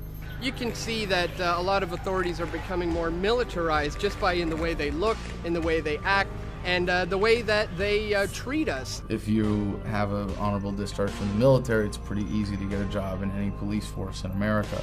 We see people coming home from war, taking those jobs, and bringing that mentality of the military occupation to domestic law enforcement. And so that does have an actual effect on the relationship between individual officers and citizen subjects. I was out confronting Karl Rove on war crimes with Colleen Rowley and others. The police escort that he had with his entourage was younger guys, cut, very fit. You know, we all like to joke about the donut-eating cop who's overweight and couldn't run a mile to save his life. These guys are cut. And the look in his eye when I was disobeying him, he wanted to hurt me. He wanted to hurt me. I even called him out on it. I said, "You want to hurt me right now, don't you? You really do. Let me guess, you were over in Iraq, weren't you?" And he says, "We need you to leave. We need you to leave right now." I'm like, "Well, isn't that a bitch? Because I bought a copy of Karl Rove's book here, so I'm a customer. I'm not loitering, am I?" This guy, he wanted to hurt you. If he had been given the order by his higher-ups to beat the living piss out of me, he would have not hesitated. So you have a lot of guys coming out of that mentality of the dehumanization of the enemy, that is how we impose martial law in Iraq and Afghanistan, and applying that in the United States. We see this militarization of the law enforcement, and we combine that with the conditioning that we do. They're not even people, they're bad guys, they're criminals, they're enemy, they're drug users.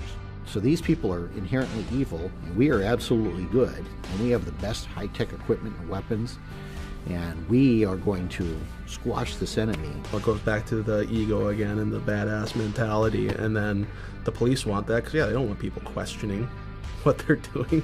They want people who get off on power. Shut your mouth, I'm talking! I am Officer Riviere. Now, the sooner you learn that, the longer you're going to live in this world. There is a intentional dumbing down of Americans. You all realize that. And that starts in public school. The cops in the military went to the same public school you and I did. And they didn't learn their history, didn't learn their heritage, they didn't learn the Constitution, but they're not all bad. Most of them, I'm sure, joined the police and military because in their hearts, they saw themselves as a hero. And they wanted to be a hero. And they wanted to be a defender and a guardian.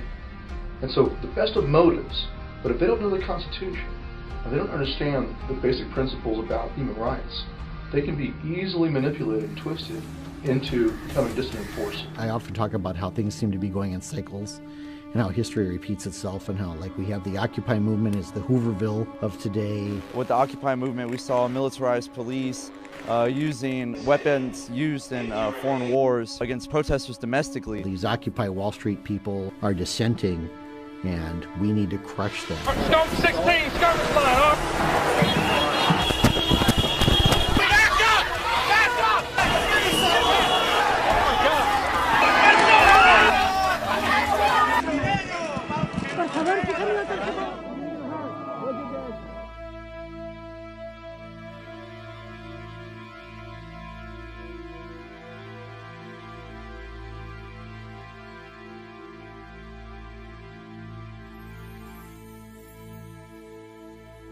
And you saw rows and rows and rows of militarized police, and they assemble and put their shields together and start beating their shields.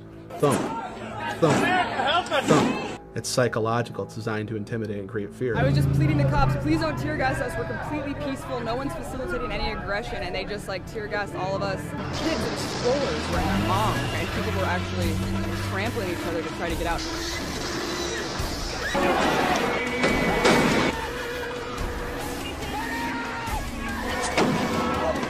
I've had conversations with police officers before and asked them about what's going on with Occupy Wall Street. Like, is this right? You know what most of them say? No, that's not right. They can't do that. I'm like, so why are they doing that then? Why are they getting away with it? It doesn't only apply to Occupy, of course. It's a pattern of police brutality that goes completely unaccounted for. When she had someone call the Stark County sheriff, her troubles got worse. You're just walking and all of a sudden...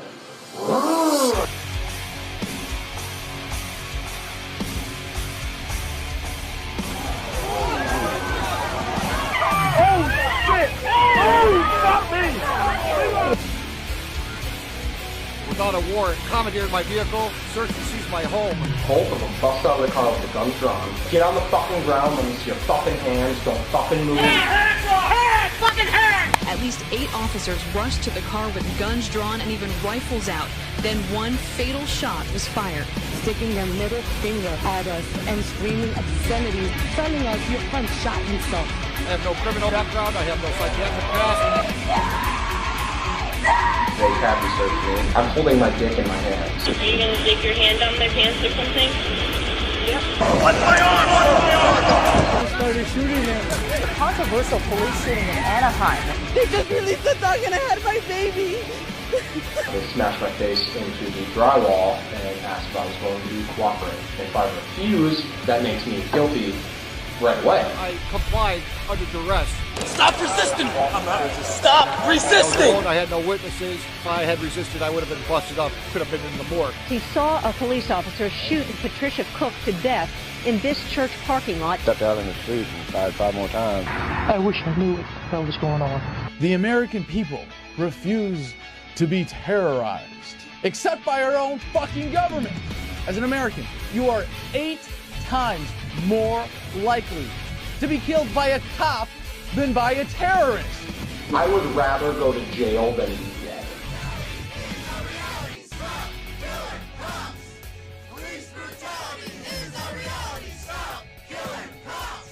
Corruption has always been there.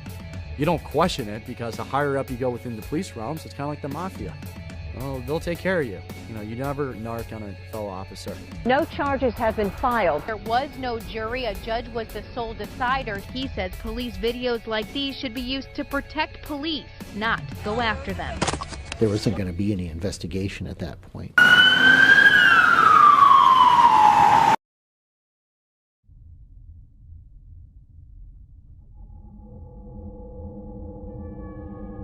When we hear about someone challenging a police officer's authority to search them, they're often dismissed as a kook. You know better than that. I'm sure you do too. I know exactly how it works, and you know I know that. Yeah, I've dealt with you many times, that's why. No, you haven't dealt with me. I'm with Cop Watch. I've dealt with you. Well, the fact is you have the right to challenge that authority to search. You have that right. But now you have State Patrol and police officers saying, you don't have any rights. You can't question my authority. I told you to stop. Check in the window, you hear me? We've had police and law enforcement, we talk to them, we confront them with facts about what's going on. They say, I don't know and I don't care. I think we're at a point with the economy where they don't give a shit. I don't think they're trying to justify it morally. They truly don't give a shit. It's the idea that I have to do this, it's orders, and if I don't, my pension's gone and my career is over. Your livelihood, the economy, and I can stand up for that, but then how am I going to provide for my kids? It's pretty easy to abandon the rule of law when you're following the rule of number one, which is take care of you and yours. I think that's the modus operandi of most police. And then you have the truly sadistic 10% of them who just simply get off on it. Not only do they just not care, but they revel in it. It's the idea that, you know, it feels good to be dressed up like this. You know, it feels good to have power over other people. There are, yes, sick police officers and individuals within government who get off on exerting authority unjustly and get off on violating your rights. But that's not the driving factor. That's a consequence of the scam that is government and of the status paradigm. So I see that all over the country now. I see the police increasingly becoming militarized, very, very aggressive, and the idea of constitutional rights is laughable to them. I never got an order. No, I'm not shutting up. You cannot shut me up. I know my rights. I don't give a shit. It's the First Amendment issue. I can take pictures. Doesn't matter. You get off my property. I need to see your ID. This is a police state. This is a police state. Greg Steffi and his wife Hope are accusing deputies of using excessive and outrageous force, an allegation the sheriff denies. It's just wrong that they do this to people. She called for help. She asked them for help, not for this. There are cops out there that are justifying that to themselves every day. Well, unfortunately, I mean, we've seen a lot of people just mindlessly following orders already. It's just amazing, this divide between cops and citizens and activists. And it's sad. It's sad that the fight has gone between, you know, who we're really trying to fight is the power elite that are creating these policies, and they've made it against cops versus us, and that's really, you know, cops are part of us. They just don't realize that this is happening. It's not necessarily the police that are our enemies here. It is the people that are controlling them. It's the people behind the scenes that are making them do these outrageous things to us on a daily basis. All these things are being used and they're being justified by this war on terror, this war on drugs. And the question is, why does the federal government feel like the solution to these problems is to declare war on us? We will again set an example for the world that the law is not subject to the whims of stubborn rulers and that justice is not arbitrary. Shortly after 9/11, within a week or two, there was a bill brought to the floor that had been floating around the Congress for several years, but it never had enough support and they couldn't get it passed. But on after 9/11, they said, now is the time that we'll pass this wonderful bill that's going to protect the people, the Patriot Act. But if they had called that repeal the Fourth Amendment Act, maybe it wouldn't have passed so easily. There are no shortcuts to protecting America.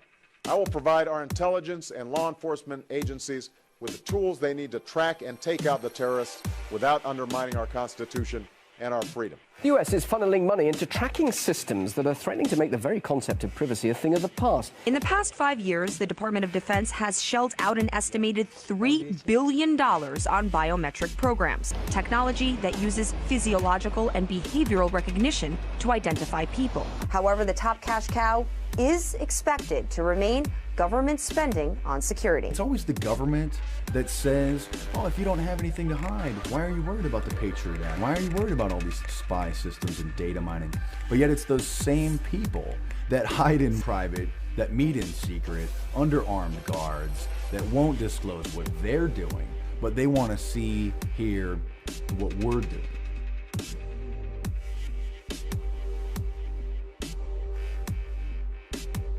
New televisions have cameras and microphones built in them, facial recognition scanners, audio, voice recognition. So that is an open video camera and an open mic in your living room, in your bedroom, that any sophisticated hacker or the government could and do tap into at any time. In New York City, they're implementing iris scanners. It's actually an app for the iPhone. Long-range fingerprint and iris scanning are reportedly also being explored for the U.S. toolbox of tracking. However, scientists are reportedly developing new technology aimed at identifying anyone from much greater distances. We are 5 years away in New York from zero privacy. They're trying to push through being able to take our blood now, too. Treat it like you're in a maximum security prison. People thought that drones were just in Afghanistan and in Iraq. Now they're in America. Now they're arming them. Now they're putting facial recognition scanners on the drones. The NYPD is mounting body scanners, like in the airports, to the back of patrol cars,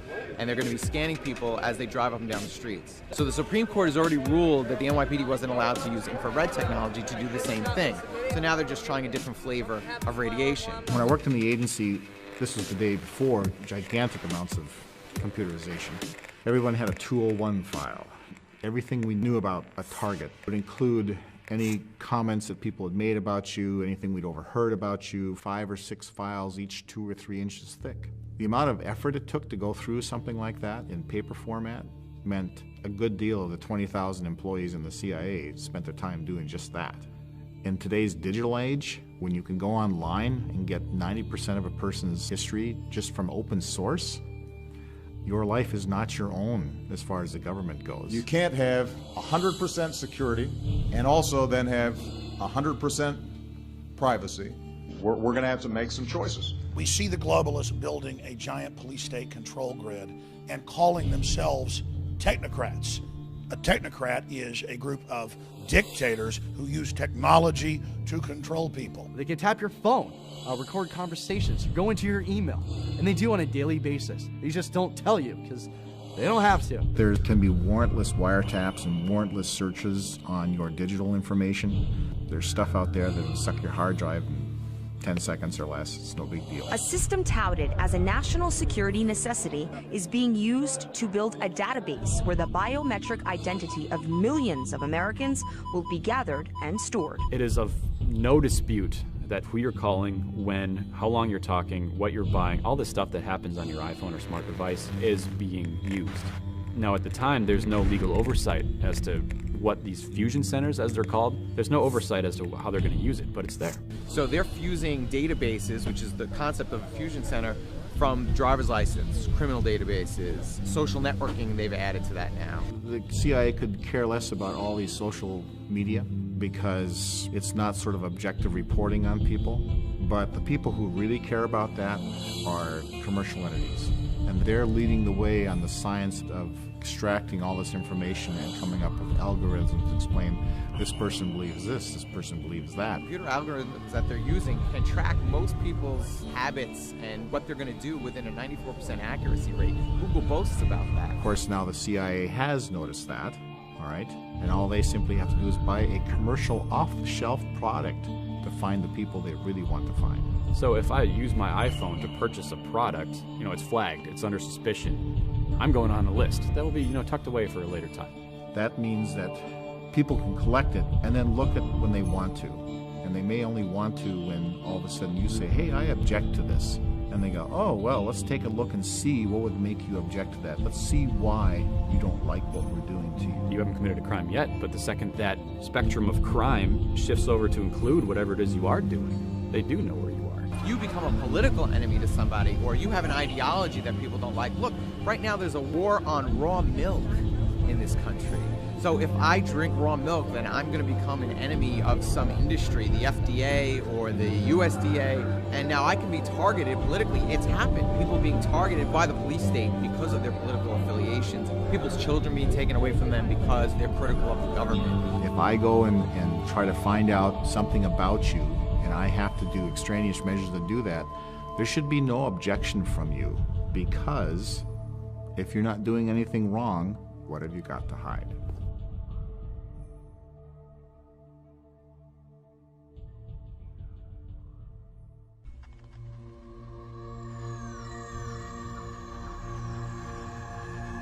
But it's very hard to explain to people who don't get it, because it's for them it's normal.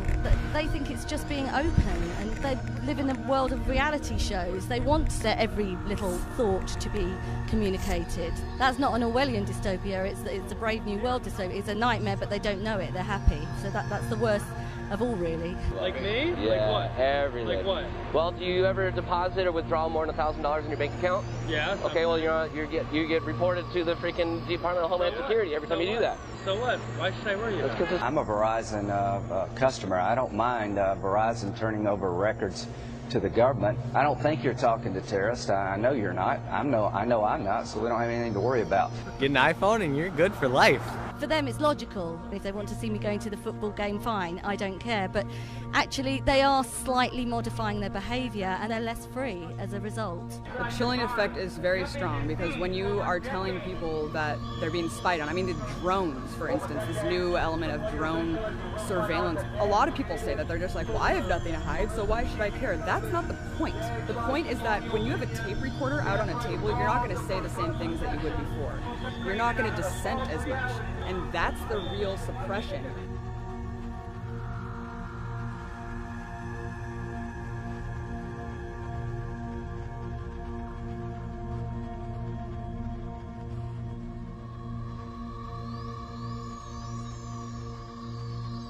I'm worried that the new generation doesn't understand what privacy is, because they've never had it.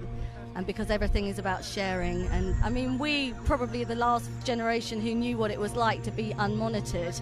Therefore, we know what we're losing, but they'll never know. So the question is, why don't you trust us? And I tell people, because I've been one of the people who are supposed to protect America. I'm just a person. I have likes, dislikes, I have opinions, and all that stuff bleeds through to what I do. And they say, well, you can trust us because we're not going to misuse that. But they've proven over and over and over again that they will misuse it. J. Edgar Hoover had enemies lists, and he was working to make these people's lives miserable, and they were using all these federal powers that they have to destroy people's lives. By sifting through this so-called metadata, they may identify potential leads with respect to folks who might engage in terrorism. Well, we all know that their definition of terrorism in every government, every dictatorial regime, inevitably starts going into the area of people who criticize what the government's doing. When you become a political target of the gray state, they're going to use anything they can. So if they have a total surveillance state, but they can just look at your Facebook page without a warrant, now they can use that against you. And I'm convinced there are certain politicians out there that if they could put their political opponents into camps, they would just do it. They haven't crossed the line to where that would be possible. But what they can do is they can change the way people feel. And I'll offer an example of this: smoking. We banish smokers to parking garages and predetermined locations 25 feet from a building entrance. Smoking is really not socially acceptable anymore. How were they able to do that? And the answer is that they were able to pass more restrictive anti-smoking laws because they were able to make smoking socially unacceptable. If they had the authority to do it, if they could do it, if it were socially acceptable for them to do it, they would take their political opponents and round them up and put them in internment camps. People say, well, that's ludicrous. No one would ever actually do that. Well, we did it. During World War II, we did it to the Japanese Americans and some German Americans as well. In fact, we even called them concentration camps. England did it in Ireland during what they called the Troubles, euphemistically, where they would intern people at what they called Her Majesty's pleasure, which means they would keep people interned there in prison indefinitely. Now we're saying, well, we can do that too.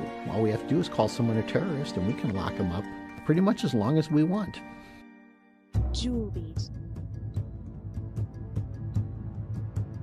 What just got passed was the National Defense Authorization Act. What people don't realize, because it wasn't reporting in mainstream media, it completely finally put the nail in the coffin on the Constitution. When the Patriot Act was introduced after 9/11, its most draconian measures were not exercised right away publicly.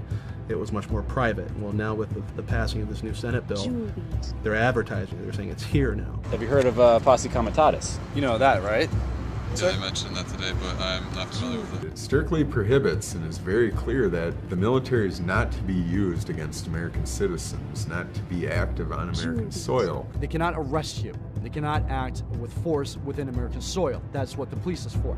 The Defense Authorization Act completely bypasses the Posse Comitatus Act, which is saying that the military can now act like the police force. Now they are one. There's no separation of power. Being military police, we don't feel like we're being used, because that's kind of our job too. Yeah, but not on U.S. soil, right? Actually, we're going to be certified as U.S. soil. Law enforcement? Everything they go through to be certified, we're going to be doing the same thing. It's almost like we'll be going through the academy like they did. What they're doing is turning the United States into Iraq, and that's really no exaggeration.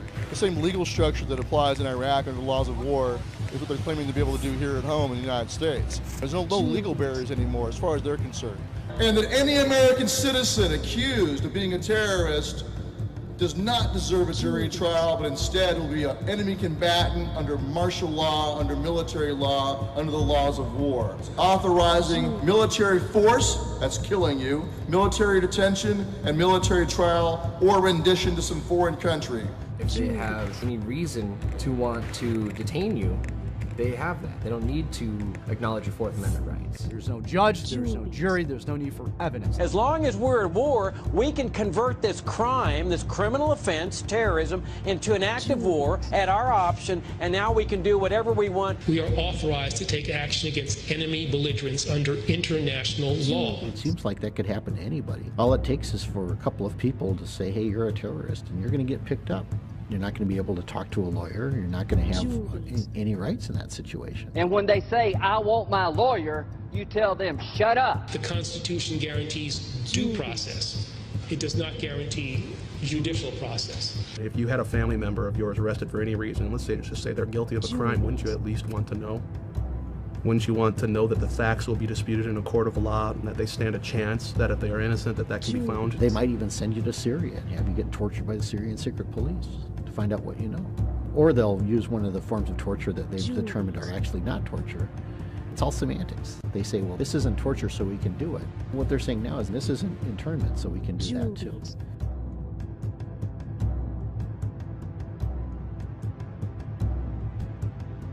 Julies.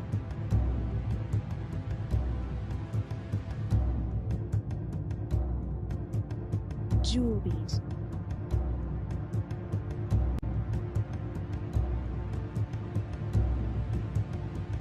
I have two words for you. Predator drones. You think I'm joking? The Nobel Peace Prize winner has just announced and authorized that he has told the CIA that it can assassinate American citizens in violation of federal law and in violation of treaties to which the U.S. is a party. They don't write these laws not to use them. I mean, where does he get this power? He had al-Awlaki and his son murdered. These were American citizens. Awlaki is a terrorist. Probably the most significant risk to the U.S. homeland. We certainly want to neutralize him. It's a huge change of presidential powers that has occurred because totally of right and totally constitutional. It's the one thing right I to kill anybody without the due process of law and have a kill list. Are you kidding me? President Obama has used more targeted killings than the Bush administration ever did. This is a program that amounts to the executive branch saying, trust us. But when the president can kill whoever he wants, then he's not a president anymore, he's a king. His citizenship should no more serve as a shield than a sniper shooting down on an innocent crowd should be protected from a SWAT team. And these guys probably are bad dudes, and that's how it's used right now. But if you study history and you know that you allow this kind of abuse of power by the federal government, you undermine the rule of law, I fear what happens to us down the road. Germany, China, could only dream of what the United States just did, because this just opens the floodgates for oppression and tyranny. The United States just 50, 60 years ago was the example of the world for freedom. Now you notice our criminal government never criticizes Russia or China anymore because they can't. And China passed its own NDAA and said, hey, we can arrest and kill people secretly too. Look, the Americans do it. It's just codifying into law that the United States Constitution and Bill of Rights are null and void. We don't care what your guys' intentions are. We know what this can be used for later on, you know, because there's a reason you don't chip away at liberties, because at some point you end up with a tyranny. The minute you stop fighting for that freedom, it's going to diminish and ultimately disappear. And once it's gone, we're not going to get it back. I got 3 kids. I want them to grow up with freedom. Don't you want your kids to have freedom? They're not going to have it. What I don't understand is how come more people aren't awake to it when it's so blatantly obvious to so many of us. Is the conditioning really that pervasive? People who go along with the system, saying like, I will support the system, I will do it, I'm not going to question it. Those are very naive people. God has ordained the police officers in a sense to restrain evil. We're to submit. As long as we submit to state authority, continue to yield our liberties, and modify our behavior to fit the mold of federal approval, this unlucky person being dragged away will not be us.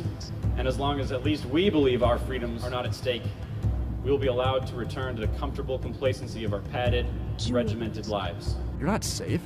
Just because you're working for the system, you feel like you're protected. You're not protected. We don't have that anymore, and the American public couldn't care less. It's astounding. I don't care. I don't think they're American citizens. I understand. He was a 16-year-old teenager from Colorado. I understand. You don't care? Really? No. I support it completely. You support it completely? So indefinite detention for Americans and assassination of Americans, absolutely, because Obama said it. Absolutely. All right. Happy 4th of July. Why should people give a shit? This is our country. This is our home. And we have rights given to us by the Constitution. Without the Constitution, the United States is just another piece of property, and that's it. To the best of my ability. Preserve, protect, and defend. Preserve, protect, and defend. The Constitution of the United States. The Constitution of the United States. So help you God. So help me God. I think it is an imperfect document, and I think it is a document that reflects some deep flaws in American culture. The Constitution reflected an enormous blind spot in this culture that carries on until this day, and that the framers had that same blind spot. What's frustrated people is that I have not been able to force Congress to implement every aspect of what I said in 2008. Our founders designed a system that makes it more difficult to bring about change than I would like. Our ancestors tried to protect us against this omnipotent type of power. That was the whole idea. And I really think it's more about the nature of government to always be as big of a cancer as the host will tolerate. The limits of tyranny will be prescribed by the tolerance of the oppressed. Now, I know some people want me to bypass Congress and change the laws on my own. Believe me, the idea of doing things on my own is very tempting. So what happens is we see these small erosions of our rights, and we get to the point where people say, well, can't you just live with that? If you say, no, I can't live with that, well, then people go, well, what kind of a nut job are you that you can't live with that? Tyranny is the mainstream drug of choice for everybody, and even we can be tyrannous in liberty. It's like, you gotta have liberty. Well, maybe they like being in prison. And that's where we see the shift, the change happen. Over time, they say, well, why did we even have that right in the first place? Was that even necessary to have? Like we were discussing earlier, when you have the news headlines covering Fast and Furious and the drug trade, arms trade, trafficking, and no one cares, no one gives a shit. Why doesn't that matter? Doesn't matter to me. I'm sure they'd have a good reason if they did. Is it because of Obama, or is it because he's a Democrat, or just because you trust the government that much? Well, all three. All three. So you trust the government and you would let them kill you because they know what's best. Say that one more time? Absolutely. Okay. Well, I don't even know what else to say at this point. Have a great day. Oh my God.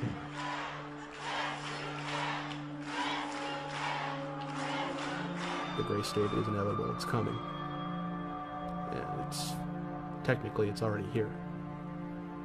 We want to urge you, today's Viper searches did not come from any particular threat. One TSA official says intelligence tells them they should be focusing on the highways as well as the airports. They also warned that terrorists are going to be striking at home, that terrorists now are going to be domestic. The menace of terrorism has mutated. Homegrown terrorism is one of my biggest concerns. It's happening in our own backyard. They're trying to indoctrinate us into a telltale society where we all think each other are suspect. They're recruiting truck drivers into the First Observer Highway Security Program to say something if they see something. Be responsible citizens, report that. Bottom line is this: if you see something suspicious, say something about it. Everybody should be aware of what's going on the road. Close to 1 million Americans signed up on this list saying that they will report their neighbors to the government. You have financial rewards if you spy on your neighbor. In some cases, you're required to. We can reference the story of the city in Vietnam. In one night, Viet Cong rolled in, rounded up 4,000 Vietnamese men, and had them all executed by the next morning. And the CIA just could not figure out how they did it. Well, the answer is they have a system of informers. And what are we being taught to do? If you see something suspicious in the parking lot or in the store, say something immediately. Report suspicious activity to your local police or sheriff. Well, what's suspicious activity? Again, in this sort of Orwellian nightmare we're descending into, people are not engaging in critical thinking skills, so suspicious activity is intentionally vague because, hell, to different people, anything's going to be suspicious. It's wrong to carry a gun, and that if you have information about people who are carrying guns, you've got to share that. Thank you for doing your part to help keep our hometowns safe.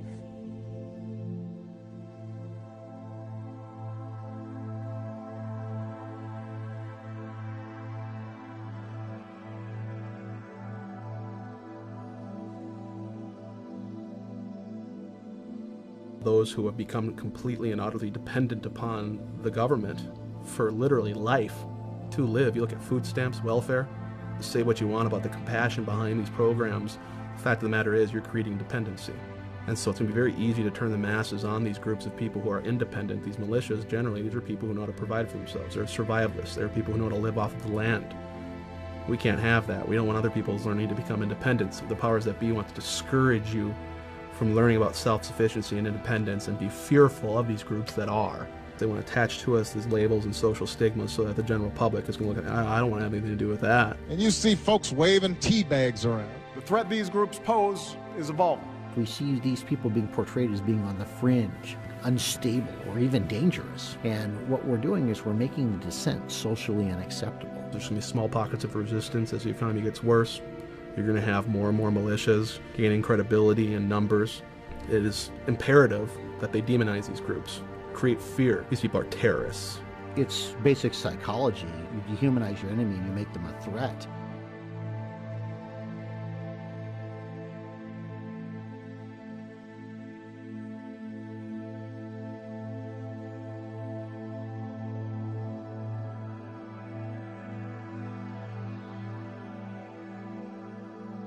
During World War I, there was an organization called the Law and Order League. They would go out on the streets and they would round up men who were the draft age and would force them to prove that they had either fulfilled their draft obligation or were not eligible for the draft. These weren't even agents of the government. These were just people. These people carried badges and they had all the authority of the federal government behind them. I pledge to be of service to Barack Obama. Yes, we can. All those streets are racist America. Yes, we can. Have our own dreams and do like them in the streets of your dreams. Yes, we can. They've been conditioned, just like the soldiers are conditioned, to hate their enemy. Yes, we can. These people are conditioned to hate their political opponents. We have these pseudo-volunteer organizations now. We really haven't defined what their role in all of this is either. We cannot continue to rely only on our military in order to achieve the national security objectives that we've set.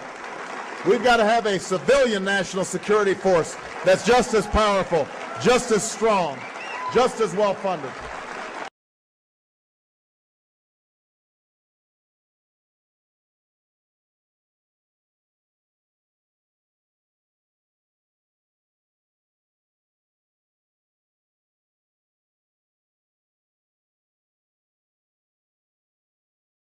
Now we begin to appreciate the magnitude of our opposition. This is not an obsolete single tyrant thousands of miles away who threatens everyone's freedom publicly, but a convoluted mess of legislation and social evolution whose enforcers believe that they are working in the best interest of all and whose ranks are filled by our own friends and neighbors. They say revolutions are won by the 3%, and that may be true. But the gray state, the real gray state, is the 97% who will not have their entitlements threatened by a minority. And at the first sign that these government subsidies will end, will finally act to betray us. It's kind of working against us to care about other people. As long as they're safe, as long as they're okay, as long as they're not being searched, as long as they're not having their stuff taken away from them, I've got mine, I'm okay. And next thing you know, you've got people showing up on your front door saying, it's time to go. We changed the law and now you fit. Police Department, anyone move! What we have now is the illusion of a free republic. It's called incrementalization. Hitler did not have the Jews rounded up into camps overnight. It was step by step. First they had to show their papers everywhere they went. Then they needed tattoos. Then they needed to relocate to labor camps. Then they were exterminated. To say that these things couldn't happen, which you hear all the time, oh, that couldn't happen, this is America.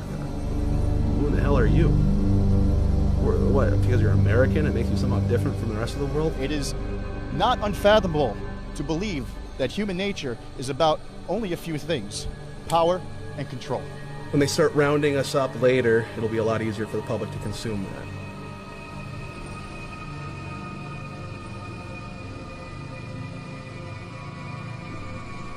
Here's something fun.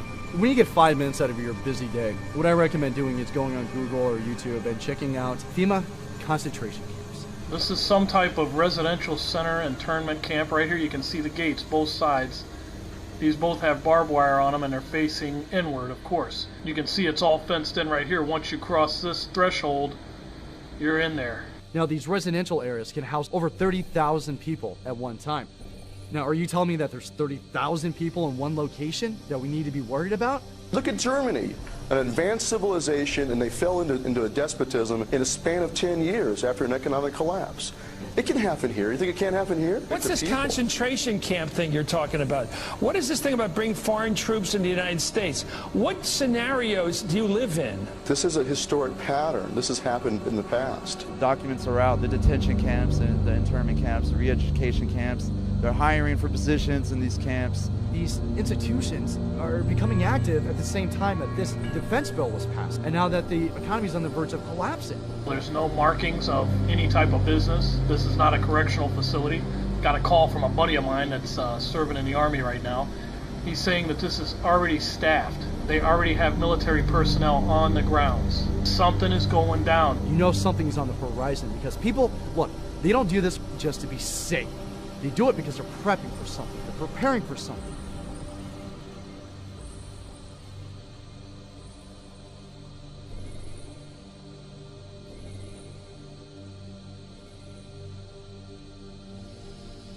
They are prepping for an economic collapse, the likes of which no generation has seen in hundreds of years.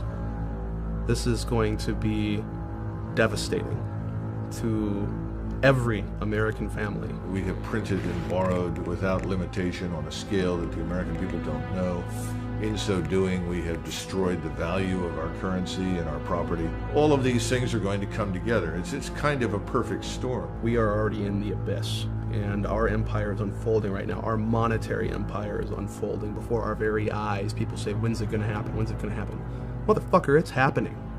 It's happening right now. It's happening right now. And what you see happening already in the markets is a reflection of the recognition that we are tied to what's happening in the Eurozone. We've already shipped trillions of dollars over to the European Central Bank in the hopes that they could postpone this inevitable collapse. We are about to plunge headfirst into the third world, the prosperity you and I grew up with, the cheap access to food, clothing, fuel. Never again.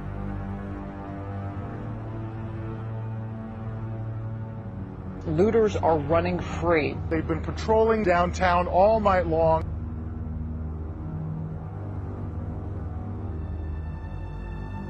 If I could offer anyone advice, get out of the city. There'll be rioting, there'll be police going door to door, gun confiscations, bread lines. You wouldn't want to be in an urban environment if there was some sort of societal collapse. We have 48 million people on food stamps right now. So when the economy collapses, literally millions, tens of millions of people dependent upon that system. They know nothing else. All these people are going to be looking for resources. If you have resources they don't have, there are people that are going to feel entitled to try and take them. People surrounded the car. They dragged the driver out. and beat him bloody. I had some friends that served with me in the Army who were Cobra pilots, and then they ended up flying Hueys and other aircraft in the Air National Guard during Katrina, and they told me that the whole experience was terrible. People on the ground in New Orleans shot at them. They said it was reminiscent of Somalia. Their lives in extreme danger, but oh my goodness. There's a theory that applies to disasters. It also applies to personal survival, and that's what we call the yo-yo theory. Y-O-Y-O. You're on your own. And if you don't know how to farm and produce food for yourself, to sow and reap, harvest, game over. You have been taught purposely not to have those skills. A guy who was originally an accountant can't provide for his family, can't defend his family, can't do anything. He's helpless, he's bleeding. Somebody help me, God damn it. And the government steps in. Here's our solution. When you got a problem, you call the National Guard. They're the nation's 911. Overnight, police in New Orleans enforced a dusk-to-dawn curfew. The police and National Guard going street by street, instructions to disarm anyone inside. We'll take all weapons. Los Angeles, Philadelphia, New York, Baltimore, Washington, Chicago. Those are the areas where I would see the military being deployed. A future where the federal government literally controls distribution of power, food, water, is only one sort of widespread disaster away. You look at Hurricane Katrina. They turned the Superdome in New Orleans into a giant FEMA camp, and they didn't get water out there for 5 days. You really think their job is to feed you and protect you? That's not what FEMA exists for. They exist for management, federal emergency management. And there's no better way to manage you than by controlling food. Then they kind of decide who's hungry and who's not. And again, I think they'll do whatever they can to exercise restraint, but it depends on what they encounter. Smash it!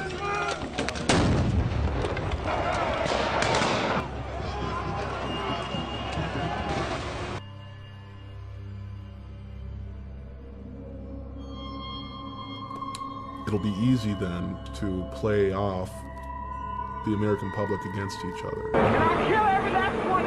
If you are unable to produce food for yourself, you're going to be more likely to take human life to have someone else do it for you.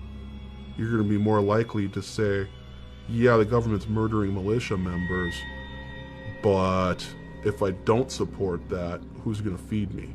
You might have to pick sides someday. Are you going to stand with your neighbors? Or are you going to stand with the government and get fed? What other option will you have?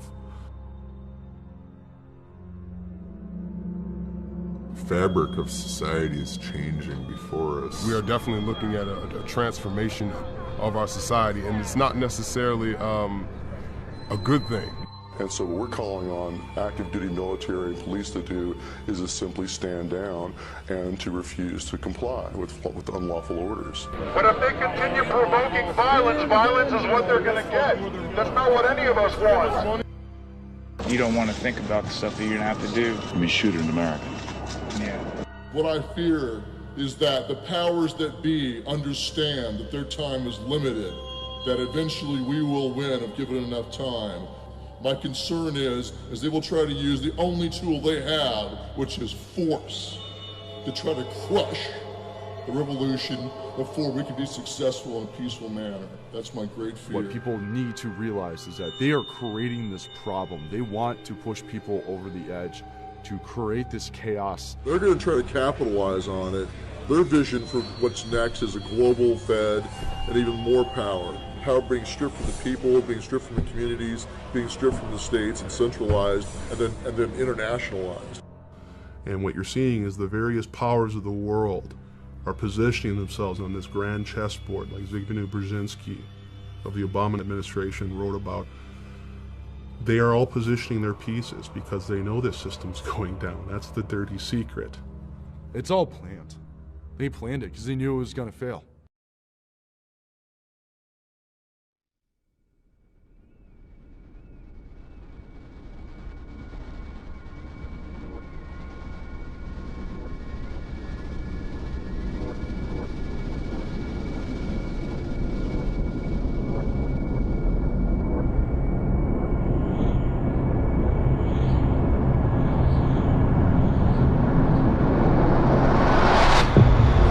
has changed.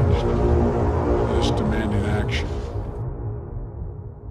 The United Nations should play an essential role in stabilizing world population.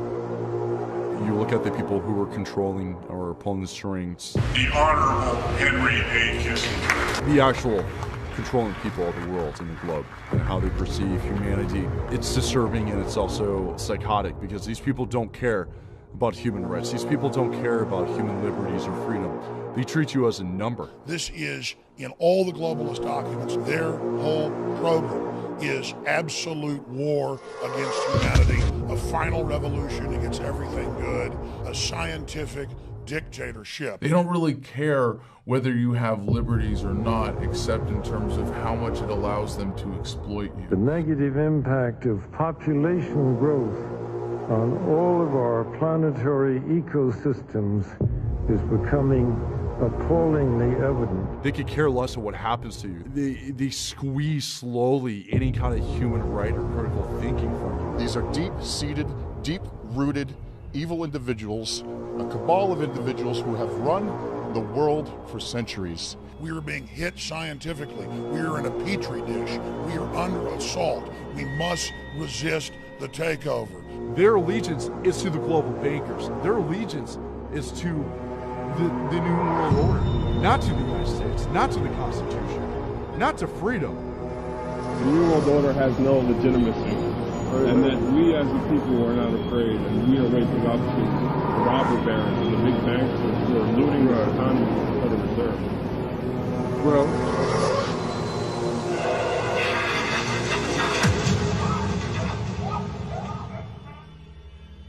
if we decide to be sedated consumers in perpetuity and to effectively adopt the title of sheeple, then yes, I guess the Republic as we know it could go out of existence. And within the next 20 or 30 years, we'll look at something like Brazil. Tens of millions of people living in poverty with a very few people at the top controlling most of the capital and dictating the lives of everyone else. We have become decadent. We've become proud. We've become arrogant. And worst of all, we have abandoned our Bill of Rights. We've let them take it.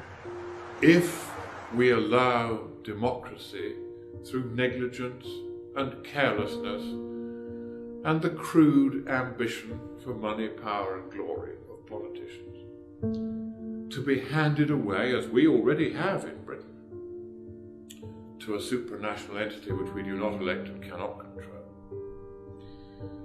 then you become just another police state. The freedom of the people will no longer be guaranteed by their own voice and their own vote.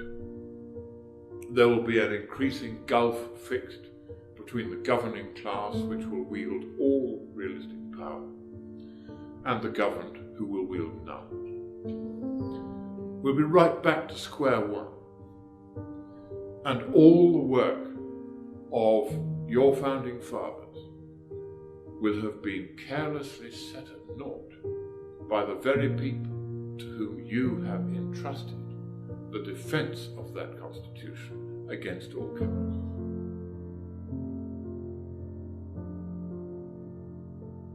You're violating the sacred oath you have taken. You are listening and obeying orders from tyrants who are taking their orders from the big banksters. Understand what you're doing here today will play effect throughout history.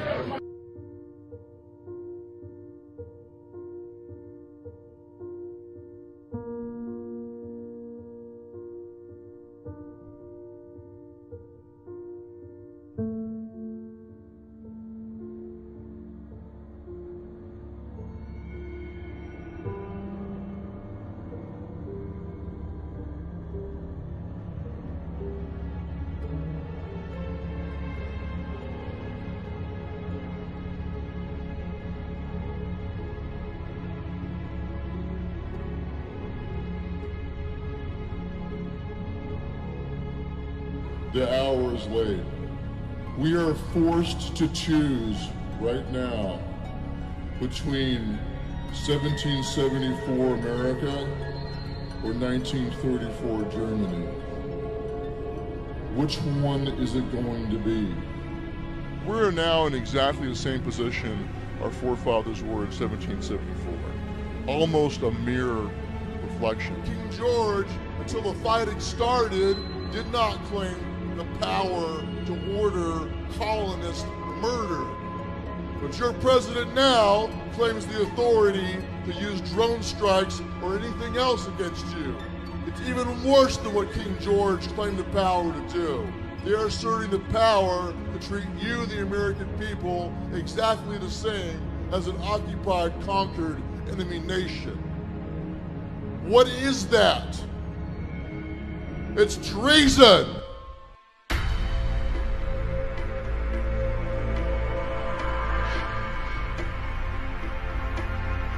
We have three ways to deal with the government. We have the soapbox, we have the ballot box, and we have the cartridge box. If they catch you violating their unconstitutional laws, they will, when they please, send armed men to work their will upon you. And people, innocent of any crime save the one these tyrants created, will die resisting. If it came to the point they started rounding people up, I would resist. I would not go to the camp. I would rather die in the street with a gun in my hand than die in a camp. You know, if I have to die, I'm going to die a free man. We will not die! You wish to stay free and to pass down that freedom to your children's children. You can do no less than become the lawbreakers that they have unconstitutionally made of you.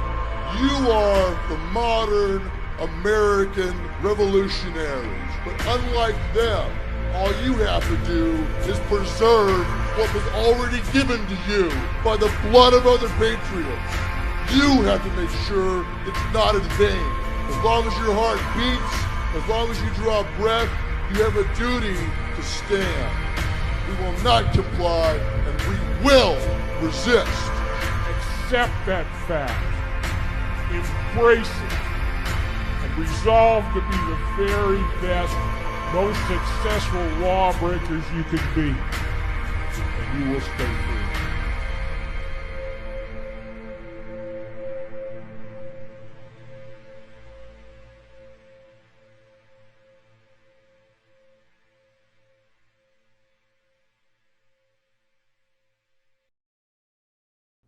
When does the info war turn into the shooting war?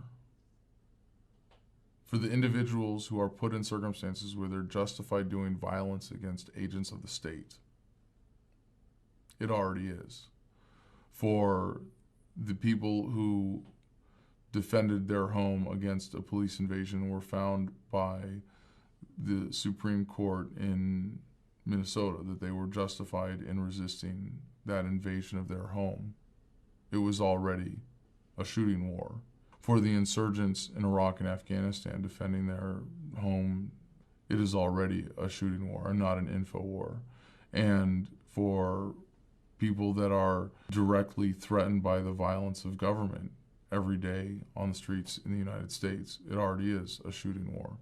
But the way that you defeat it is by winning the info war.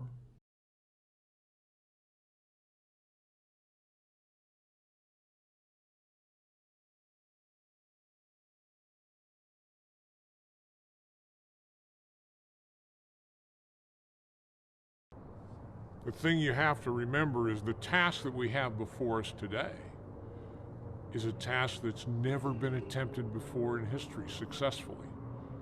No republic, once it's gone corrupt and long in the tooth, has ever been resuscitated. Ever. Look at history. I pray every day that we can revive this republic. I don't know it's possible. It's up to the determined minority to make it happen, to shape history. I have my doubts. I do. But I know that we have to try.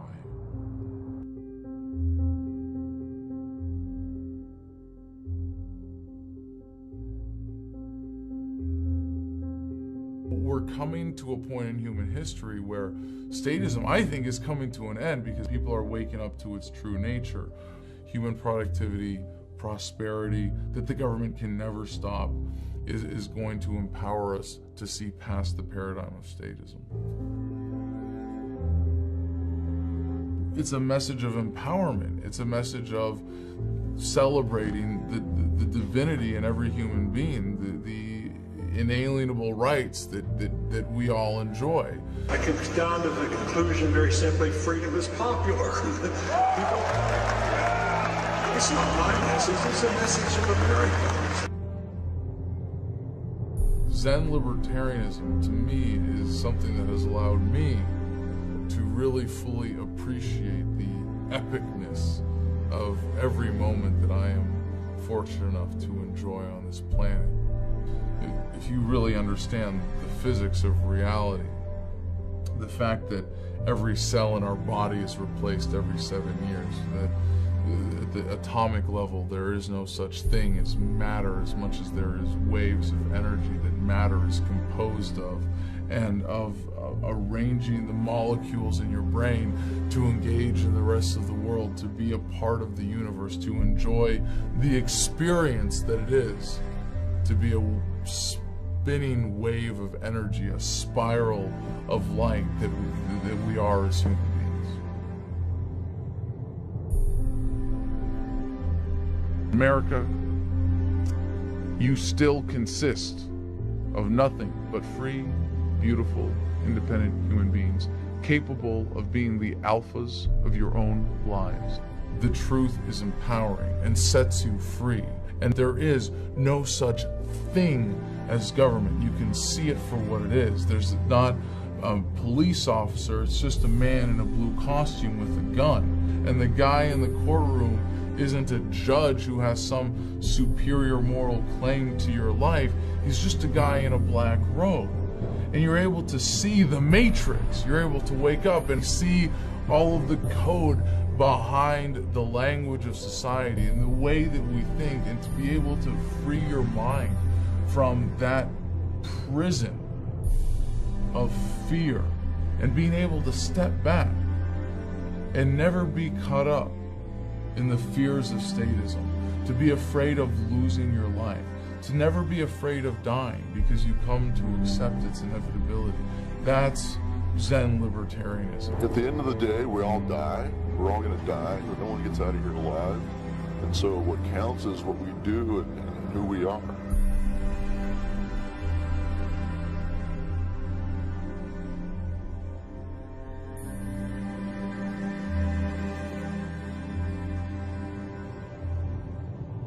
We really need to wake up, and we need to say, we're not going to use violence to enforce this. We're not going to use force to enforce this. We're going to settle this in a more civilized manner.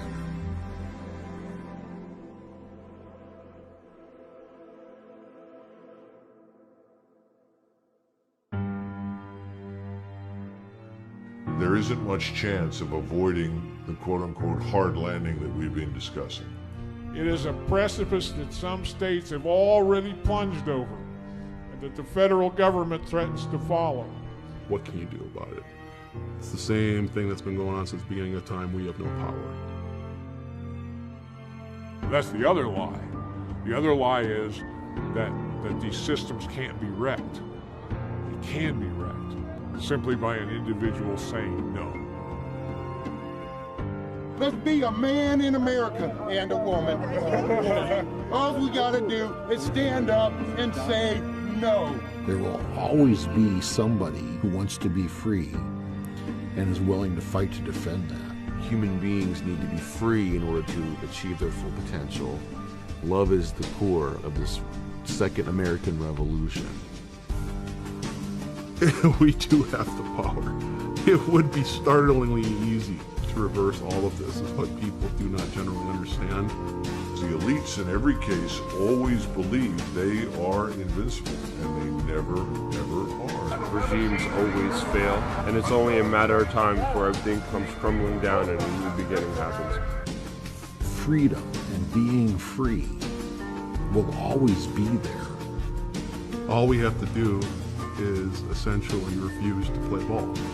You get enough people to do that and just refuse to go along, it doesn't involve a bloody revolution. And in fact, for this one to really truly be unique from revolutions in the past, it has to be that way.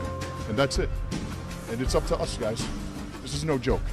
Tyranny is the old idea. It's over and done with. We don't need more tyranny. Change this country, go back to our roots, decide that we want to live in a free country and not in a country rapidly drifting toward totalitarianism. We need to reverse the course. I want you to imagine this. Imagine if every single soldier, sailor, airman, and Marine understood what you understand, knew what you know, felt what you feel about freedom.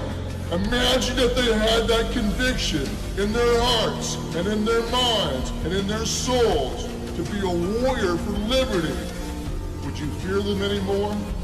I'm letting go and releasing this medal because love is the most powerful force that we can employ as human beings on this planet. I don't want us to suffer this again, and I don't want our children to suffer this again. So I'm giving these back. And it's been said that you should never doubt that a small group of people who have firm convictions can change the world, because that's the only way it's ever happened before. It's a bright time, it's a hopeful time. I'm looking forward to seeing what happens because they are on the run. You know, we're on the march and the empire is on the run. One drop of truth, as you know, is an antidote to an entire bucket of bull. But once your eyes are open, that's it. You're taking the red pill, and from that moment on, you are lost to the elites. They no longer have any power over your mind. Ideas spread, they can't stop them. An idea whose time has come cannot be stopped by any army or any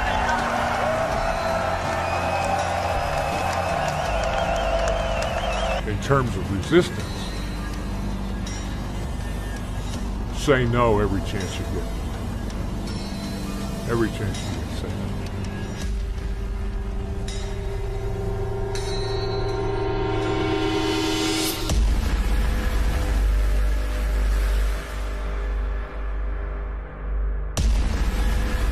Let no man say we did nothing in this, our darkest hour. At this moment, you could be anywhere, doing anything. Instead, you sit alone before a screen. So what's stopping us from doing what we want, being where we want to be?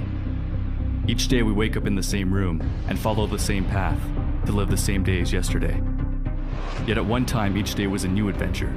Along the way, something changed. Before, our days were timeless. Now our days are scheduled.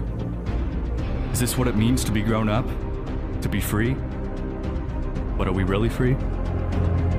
We are 5 days away from fundamentally transforming the United States of America.